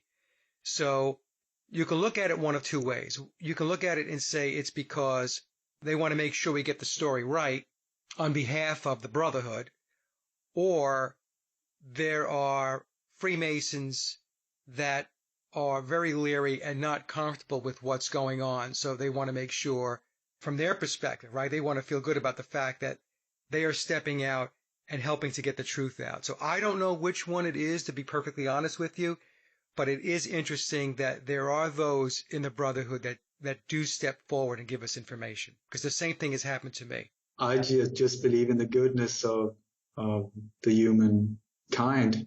It's like, I just think that many people have got themselves involved, and not voluntarily, but they just find themselves in a situation where they're part of this horrible death machine that is sort of doing so much destruction to the world. And they're in the middle of the whole thing, feeling totally, powerless, just seeing what can I do? Also freaking out because, I mean, it's putting them in a very difficult situation.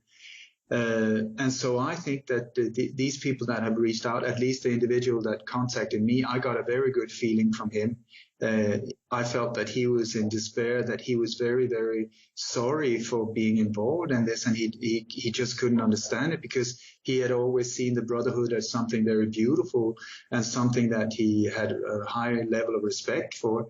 But it's just that is on the lower levels. The higher up you come in these hierarchies, that's where the ugly thing starts. That's right. So it's like a shop window. The first 2, 3, 4, 5 degrees of Freemasonry that are really nice people that are just there to support each other and be good friends and be loyal and so on.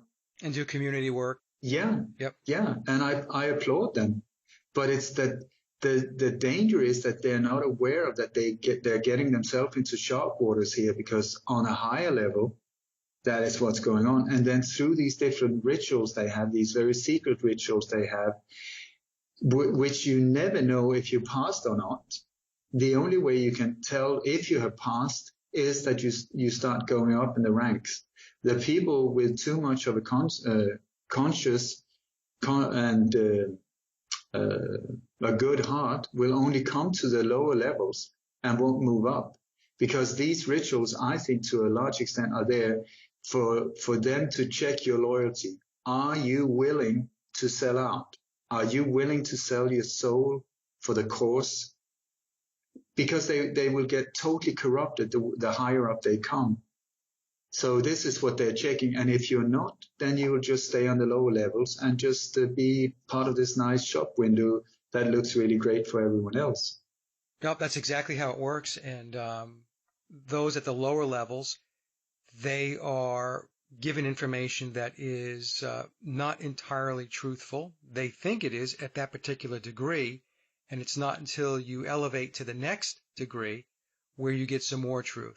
But as Ole is saying, the higher up you go, and if you are intrepid, in other words, you really want to move into a position of power and influence, then there is that selling of the soul, if you will, because we can see all around us that there's a lot of not so good things going on, and the fraternal orders, the brotherhoods, the secret societies, the Freemasons, they're knee deep in it. This is what they do. This is their game that we're trying to unravel. True. So I don't want to bad talk anyone. I'm just saying this based on many years of research and finding out, and also being contacted like people like this man. So anyway, when you look at all of these photos, I used to work as a journalist and also a photographer. And so I know when, for instance, if I went to a crime scene or the scene of whatever, the newspaper wanted images that would work together with the text, the description of what happened, something that would amplify and give a more complete picture of whatever the event was. So if there was a plane crash or car crash or fire or whatever, the photo would be there to illustrate whatever the journalist wrote about. So if I came back from a car crash, for instance, or a bank robbery or something like that, with photos of shoes, I would get my butt kicked. I would be like, what the hell are you up to? Why these photos of shoes? That's so not interesting. Where are all the photos of the real thing? Right.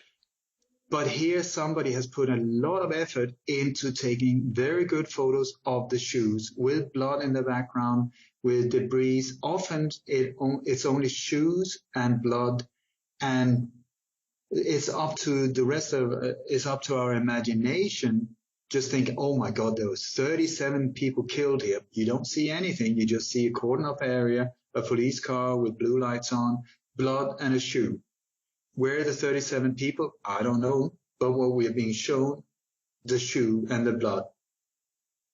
So, for instance, we had, there's been many, many bizarre examples. I can just show you a few because it's the shoes and the lack of shoes as well. Just like I think when you take off the shoes, it's not the shoe that is the most symbolic. It's that you are bare feet. That is what shows the respect, not the shoe. So it's both bare feet and shoes. So, for instance, we had at the Westminster Bridge attack, which I was on your show, if you remember, and predicted 1 month before it happened, 1 out of 15 now that I predicted publicly. It said that this car went up on the pavement just outside the Big Ben Tower, and this car crashed into a lot of pedestrians. Then he went around the corner, jumped on the car, and ran into the Parliament garden and stabbed a police officer to death. Then he was shot to death by some bodyguards. So that's the story. But here we have several of the people that are lying there as victims are without shoes. There's one lady that is lying underneath the bus, behind the rear wheel. So it looks like the bus had sort of driven over her, crushed her, but she's absolutely fine. There's no blood, there's no nothing, but shoes off. Then you have another one. There's a video footage of a woman trying to do mouth to mouth on a victim that is lying there. But before she does that, this is just like 30 seconds, so 45 seconds after the car is said to have passed. Before she tries to save him, she gets his shoes off and places them very nicely on the pavement so that they're right in the center of these images that are then being spread around. So I tell you, if I were dying, please leave my shoes on and take care of me. I would prefer that. Anyway, we have the guy that he then runs into this Parliament garden, and it's said that he stabs this police officer and who later dies. Okay, we have a look at that. And the police officer then, he was stabbed multiple times in the neck and the upper body. So what do? Well, for one thing, the medical staff is kept in the background, and instead it's like police and security people that are doing what they can, and a politician that was later named a hero. They love the heroes, and he was later knighted.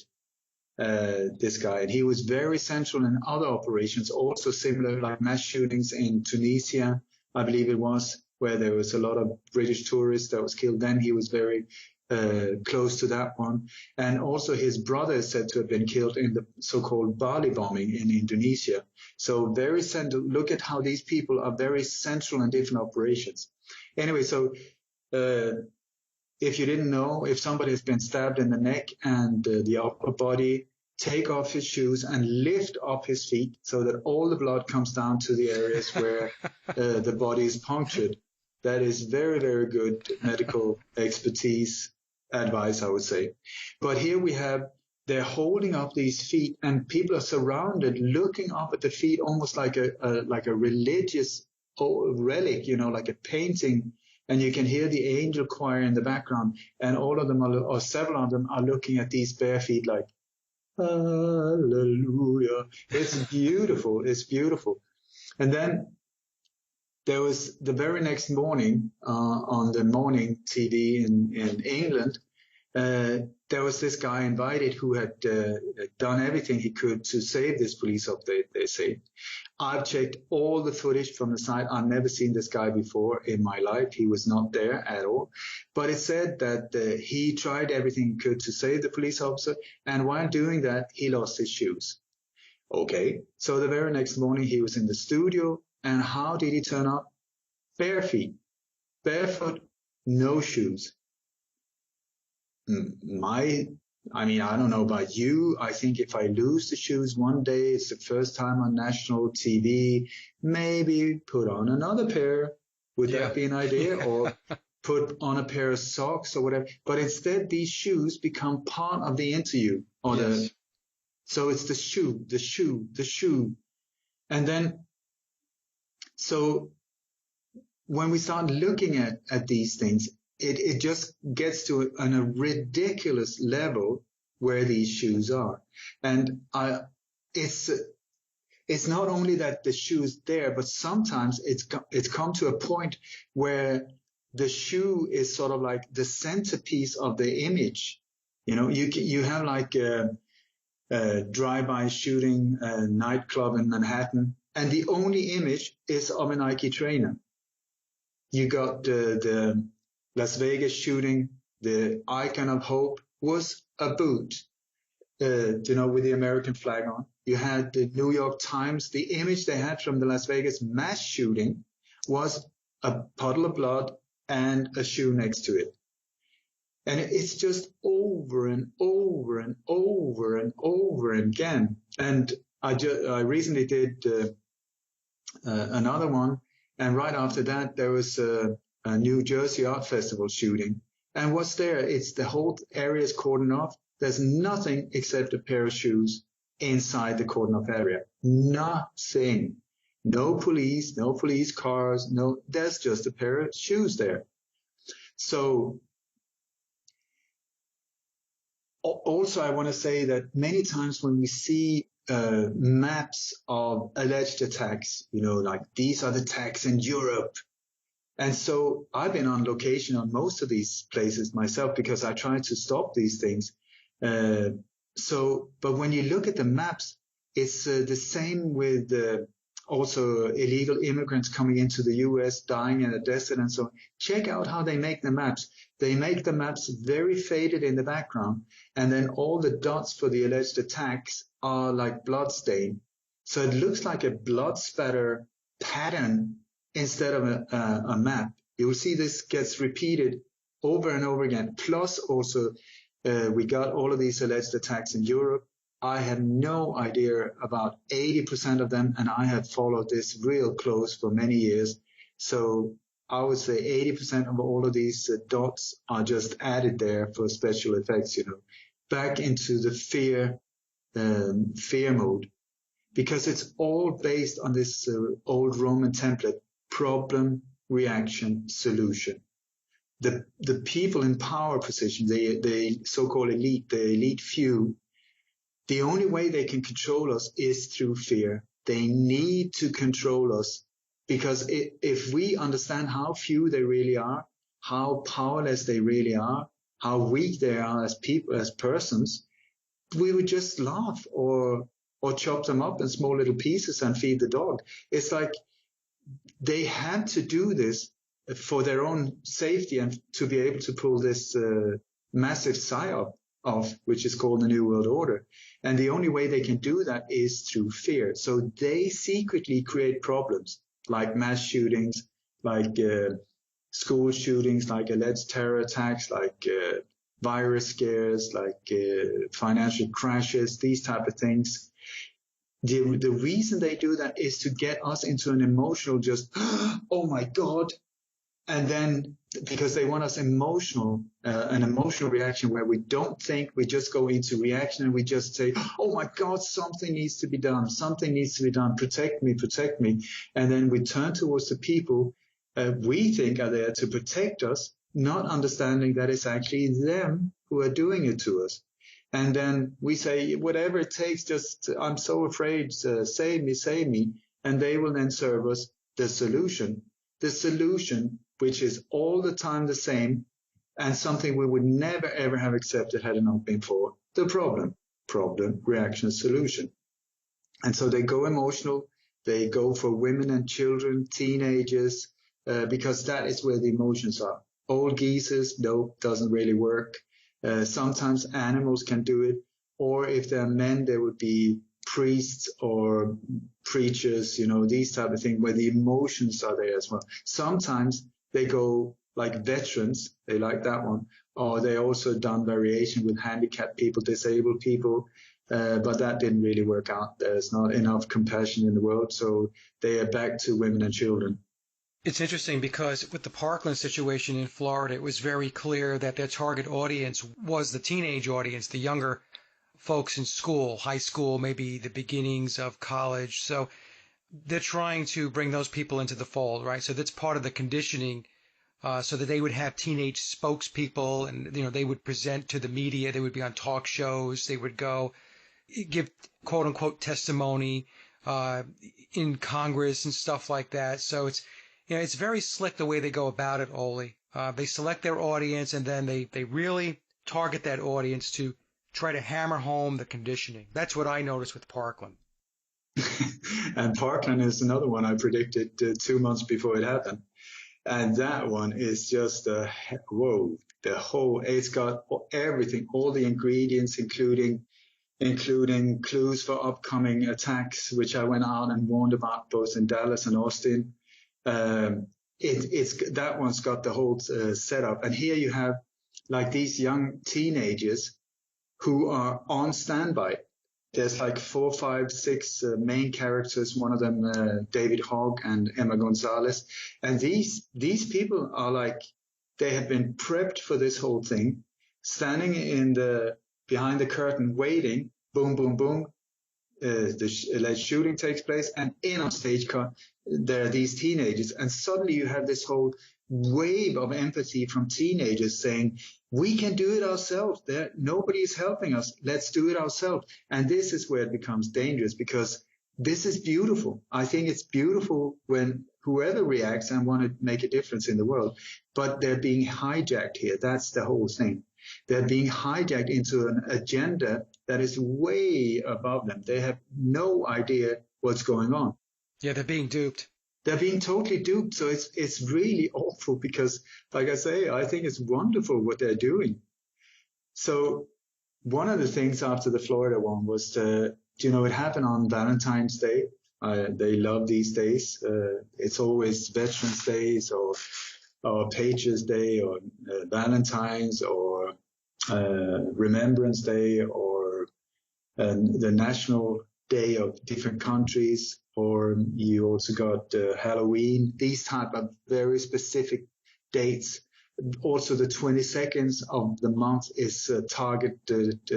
I don't know why that day is, but there's so many that is on the 22nd. But one of my sources, I got this incredible network that people are contacting me from all over the world, which is fantastic because it's such an amazing help.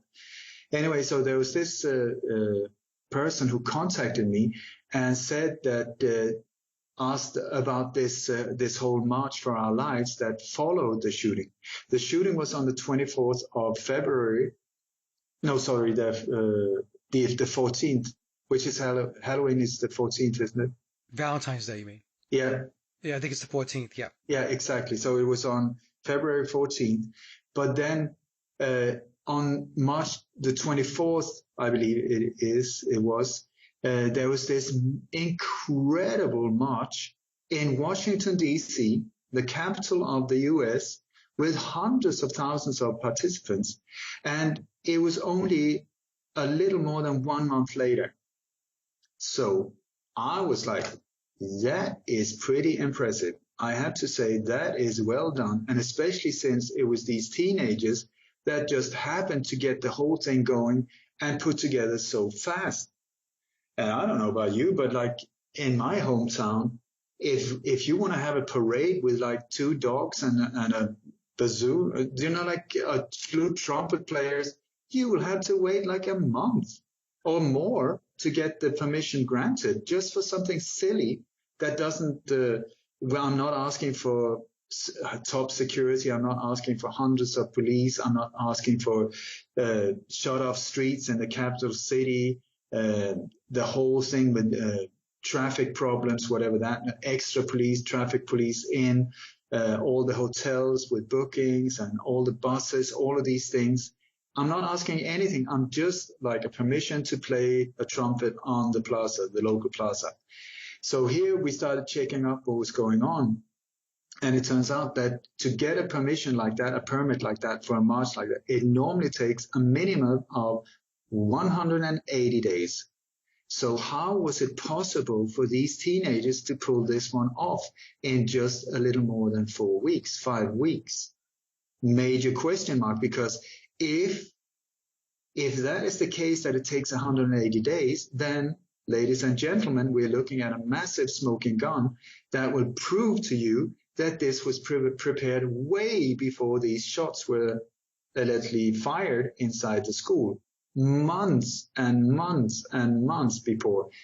Meaning, what the hell are we looking at here? Because this has been pumped out to millions of people as something real and used in so many different areas and arenas to try and change laws and all kinds of things. So my source wrote an email to Homeland Security, which I think is wonderful. And if I can please read it out to you, there's this Officer Scott C. Earhart, badge number 2372. He works for Homeland Security Bureau, Special Operations Division, Planning and Logistics, Metropolitan Police Department, 2850 New York Avenue, Washington, D.C., and so on. So what he answers is, he writes like this. Good morning. In reference to your inquiry concerning the March for Our Lives demonstration here in the District of Columbia on March 24, 2018, MPD received a permit application several months prior to the actual event, and there were several months of planning for this large event. If you're requesting additional information reference this event, please follow the below steps to file your Freedom of Information Act request. If you have any additional questions or concerns, please feel free in contacting me directly. So what does that email tell you? It tells you it's months and months in advance planning. This is pure dynamite in my world. Yeah. So I went out and through Jim Fetzer and other people, I just bombarded the alternative media with this email. Poor Officer Scott C. Earhart. My intention was not to put his butt under a flamethrower, but at the same time, this needed to get out there. And I think that dear Scott C. Earhart is maybe just a very honest police officer. He just answered truthfully what had happened, not understanding maybe what it is, what he was actually exposing, or having any idea of the implications. So I just want to say, if anything happens to Scott C. Earhart, this is the reason why. And I really want him to be safe. You know, he is not the bad guy. On the contrary, we should applaud people like this that do these things. Anyway, so this started a whole Twitter viral, I remember, yeah, wave where there was all of these videos done and trying to debunk this, saying that this was false. They tried to say that it was the wrong demonstration, it was the wrong march, made a mistake. It was, damage control is what I call it. And so I was called fake news or whatever. It still stands. And also it turns out that the one that applied for this permit, and they showed a copy that wasn't even filled in correctly, and it was for something totally different, but it was signed by a woman called Dina Katz, who's actually a TV producer for many different productions. One of them, Dances with the Stars, so a high-level individual. And in the background, when you start seeing the network that was funding this whole mass demonstration, you have the whole George Soros network with all kinds of very, very suspicious organizations and corporations and so on in the background. So this had nothing to do with 5 teenagers. They were just there like front figures. It's interesting, only the magnitude of the complicity is staggering. It really is. When you think about all the planning and all the players that are in play, all of the funding, because you need money to do these things, it's really unbelievable. And I think that's what a lot of people have difficulty getting their heads wrapped around, is how could so many people be involved in these types of events? But common sense would tell you that having 100,000 participants in some kind of demonstration could not have happened, could not have come together within a 1 month period of time. I mean, just trying to round the people up alone, forget about the permits and all that stuff. just trying to get that many people organized and coordinated, that's unbelievable. That takes an incredible amount of planning to be able to do that. And then tack on top of that the fact that you do need permits and permission and all that stuff to go do that. It couldn't possibly have all come together within 4 or 5 weeks. It had to take months and months of planning to be able to pull it off. I mean, just like public toilets, just like the stages, yes. Just like permit to serve food. I mean, we're talking hundreds of thousands of people here. And it's after a sort of like a terror attack. So the security should be even higher than normal. So just imagine that. When it comes to the police security, all of these things, how can you do that? And also the traffic to redirect bus routes, to redirect all of these things around this area. This is a massive project. Yes. It is not something you just say, yeah, let's do it tomorrow and then have a nice evening. You know, this is hard work.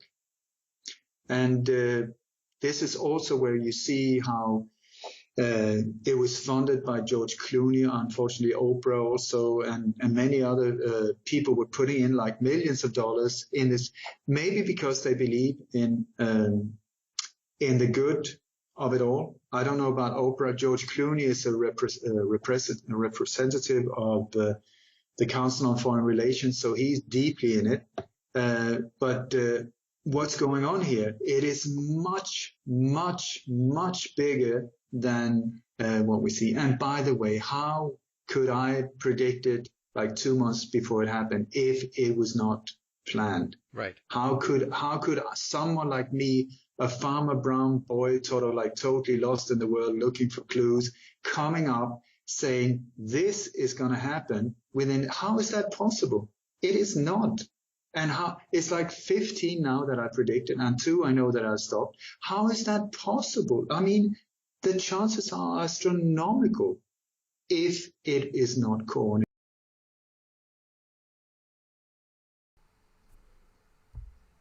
Okay, so this interview is like 2 hours long, so I don't plan on playing the whole thing, obviously. I'm just going to end it there. I did put the link in the chat if you guys want to listen to the whole thing. I would definitely check it out. I know it gets a little conspiratorial for some people, but again, these people, whoever they are, shadow government, whatever you want to call them, the ones that are trying to control us with these events, they love their symbolism. And as ridiculous as it may seem, they like to use shoes, clearly.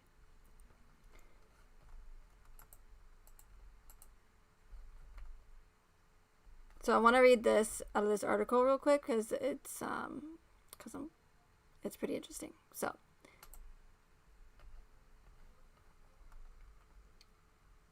So in this article about Ole Damengard, it says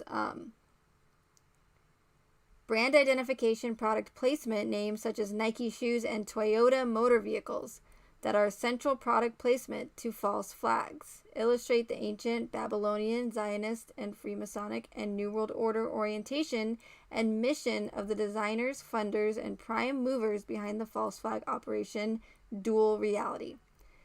So, with not only the shoes, but what did Nicole Kessinger drive, allegedly?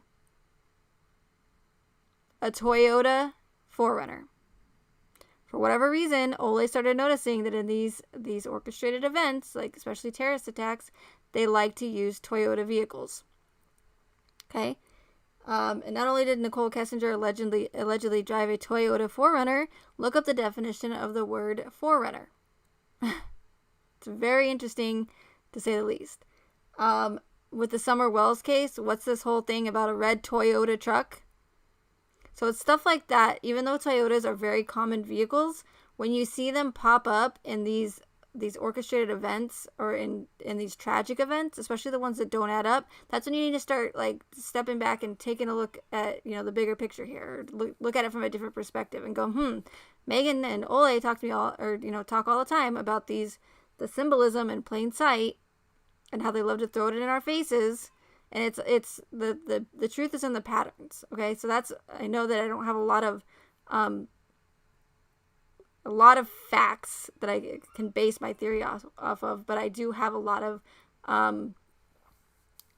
other evidence that supports my theory, especially with the symbolism and the consistencies and the characteristics that they use all the time in these events.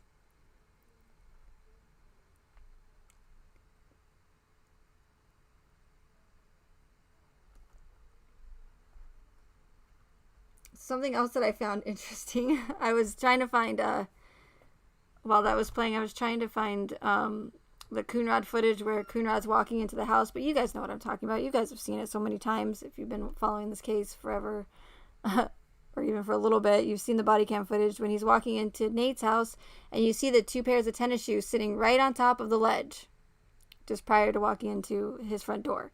Really interesting. Again, all the mentions of shoes, the girl's shoes, Nicole Kessinger, that Venmo, if that's even legit, but I still find it interesting, the Venmo transaction that she paid her mom for the new boots that she got her. Troy McCoy, like I said earlier, mentioning, explaining how he noticed that Chris was wearing new boots at work, like what kind of guy coworker notices that kind of thing, like the fashion that his coworker's wearing. Oh, I noticed he had new boots on, and one pant leg was down and one pant leg was up. As above, so below. One of the girls was face down in the tank. One of them was face up. As above, so below. They love their occult symbolism, you guys. And again, I hope that their symbolism will be their downfall eventually. I hope it'll bite them in the ass. One can hope. Because again, they put all this stuff in plain sight. If you know what to look for, it's very, very easy to spot. But the majority of people have absolutely no idea. And that's what Ole was talking about just a few minutes ago in the interview. He said that, again, the majority of people literally have no idea that they're being duped day after day after day. And it's not just in the United States. It's all these events are happening in other countries as well.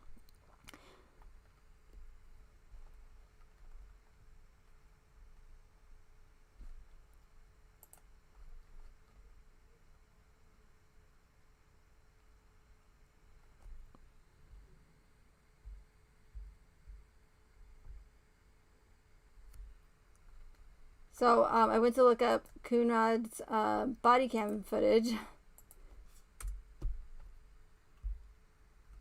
and this is what came up.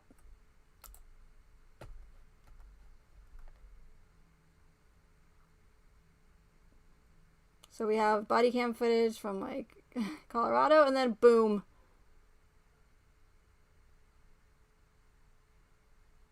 Michael Fanone. I don't know how to say his name. Fanone? Michael Fanone.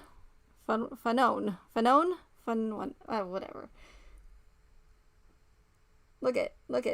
Oh, it's not going to stay, of course. But, I mean, that if that's not close, I don't know what is. Look at Chris underneath, and this so happens to pop up when I put in Officer Coonrod body cam footage. Specifically, why would Officer Coonrod's body cam footage come up for Officer Fanone's walk through his riot?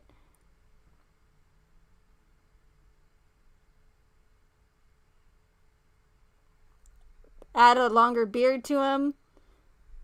Change your accent. When this guy talks too, and if Scotty's here, he can verify this. He listened to it. It's like his accent changes. Like he forgets that he has an accent. I'm not gonna play it because I don't want to get copyright. But if you go and look up this, it would be very easy to just change someone's whole demeanor by simply changing the accent or adding a couple spiderweb tattoos on the dude's neck.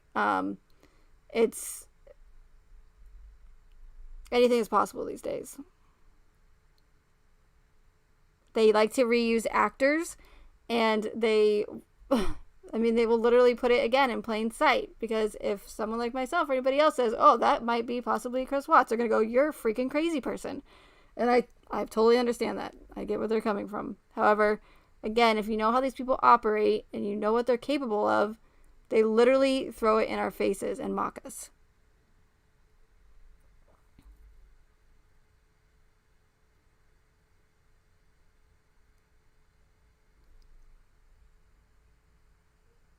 This is also 3 years later, right? People can age substantially, like depending on how, I don't know, whatever, drugs, I don't know. People age faster. Who knows? And there's Chris doing right underneath. He's doing his devil horns things right in front of our face. But anyways, I just thought it was funny that I searched for, or I put off of her. Maybe that's why. That's why I spelled officer wrong.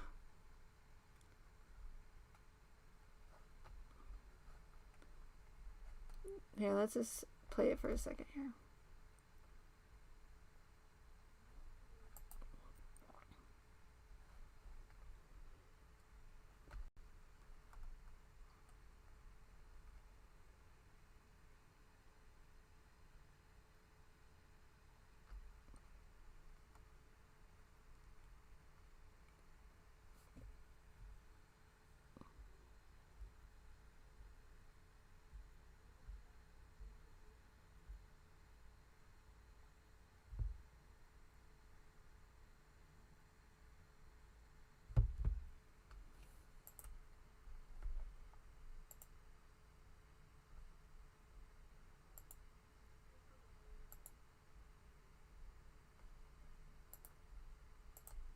Me that there was a 1033 coming out from the lower West Terrace. We tried to get our bearings and figure out which way that might be. We asked a group of Capitol police officers and they directed us down a set of stairs. From there, Jimmy and I walked down to the lower West Terrace tunnel. The first thing I remember was seeing a buddy of mine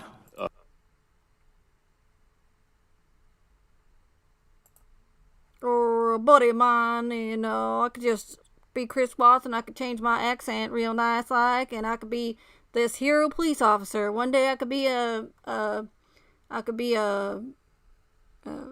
murderer one day with a 140 IQ one day, and the next day I could be a hero at the Capitol riot. I sure could. Yep, I could. I don't know what that was. But literally, I mean, add some tattoos on this guy's neck. Add on 3 years. Add on some facial hair. Instead of being a doofus, he's being a confident, again, anything is possible, you guys. Have an open mind. I don't know what this guy's doing. He's just all pissed off behind him.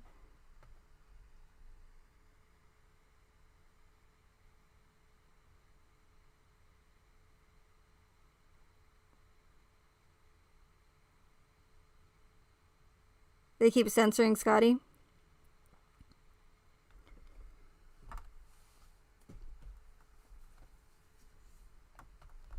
Let's look at a different one. See, if I was on DLive, I could play this whole thing and we could discuss it. But I can't, because YouTube sucks. You suck, YouTube. Yeah, I said it. What are you going to do? Like they care.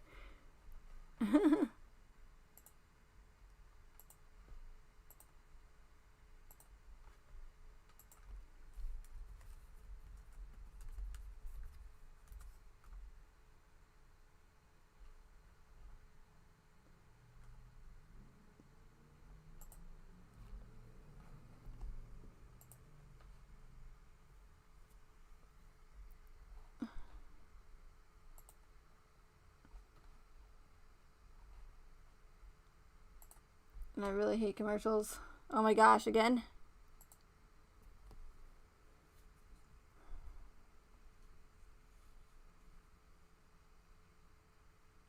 You used to think I was censoring you? Yeah, because I can barely get through my streams, let alone censor and keep score and do the questions.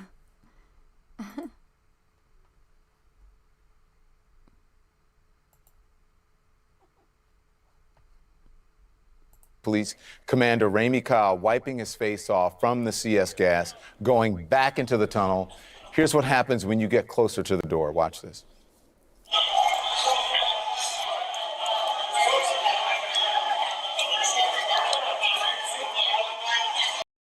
left around the same time and joined the Metropolitan Police Department.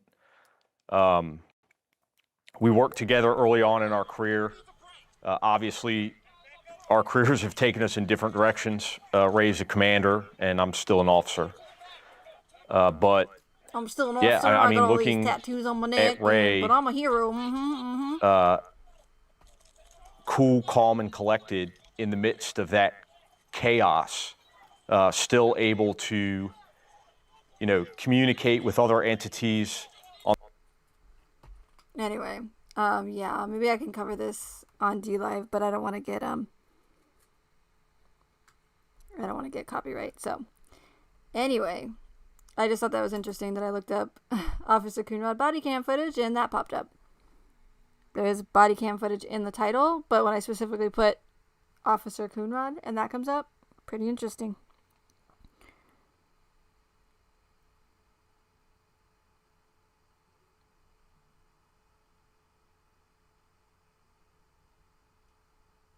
Oh, yeah, Jenny, Scotty has some questions for you. I forgot. I'm sorry, I forgot to ask Jenny, Scotty.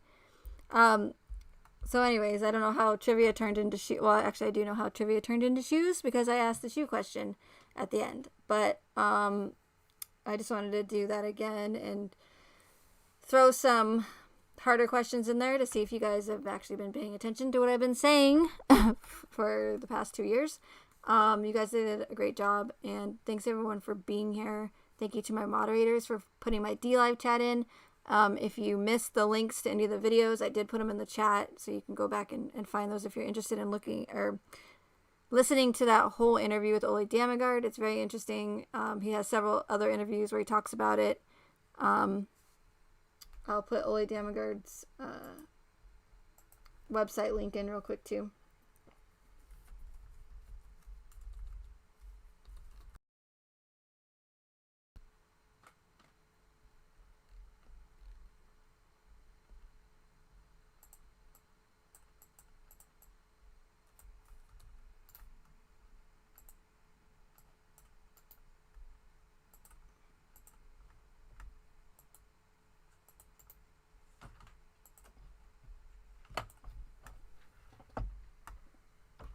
Okay, there's the link to Ole Damigard's website. He has a ton of content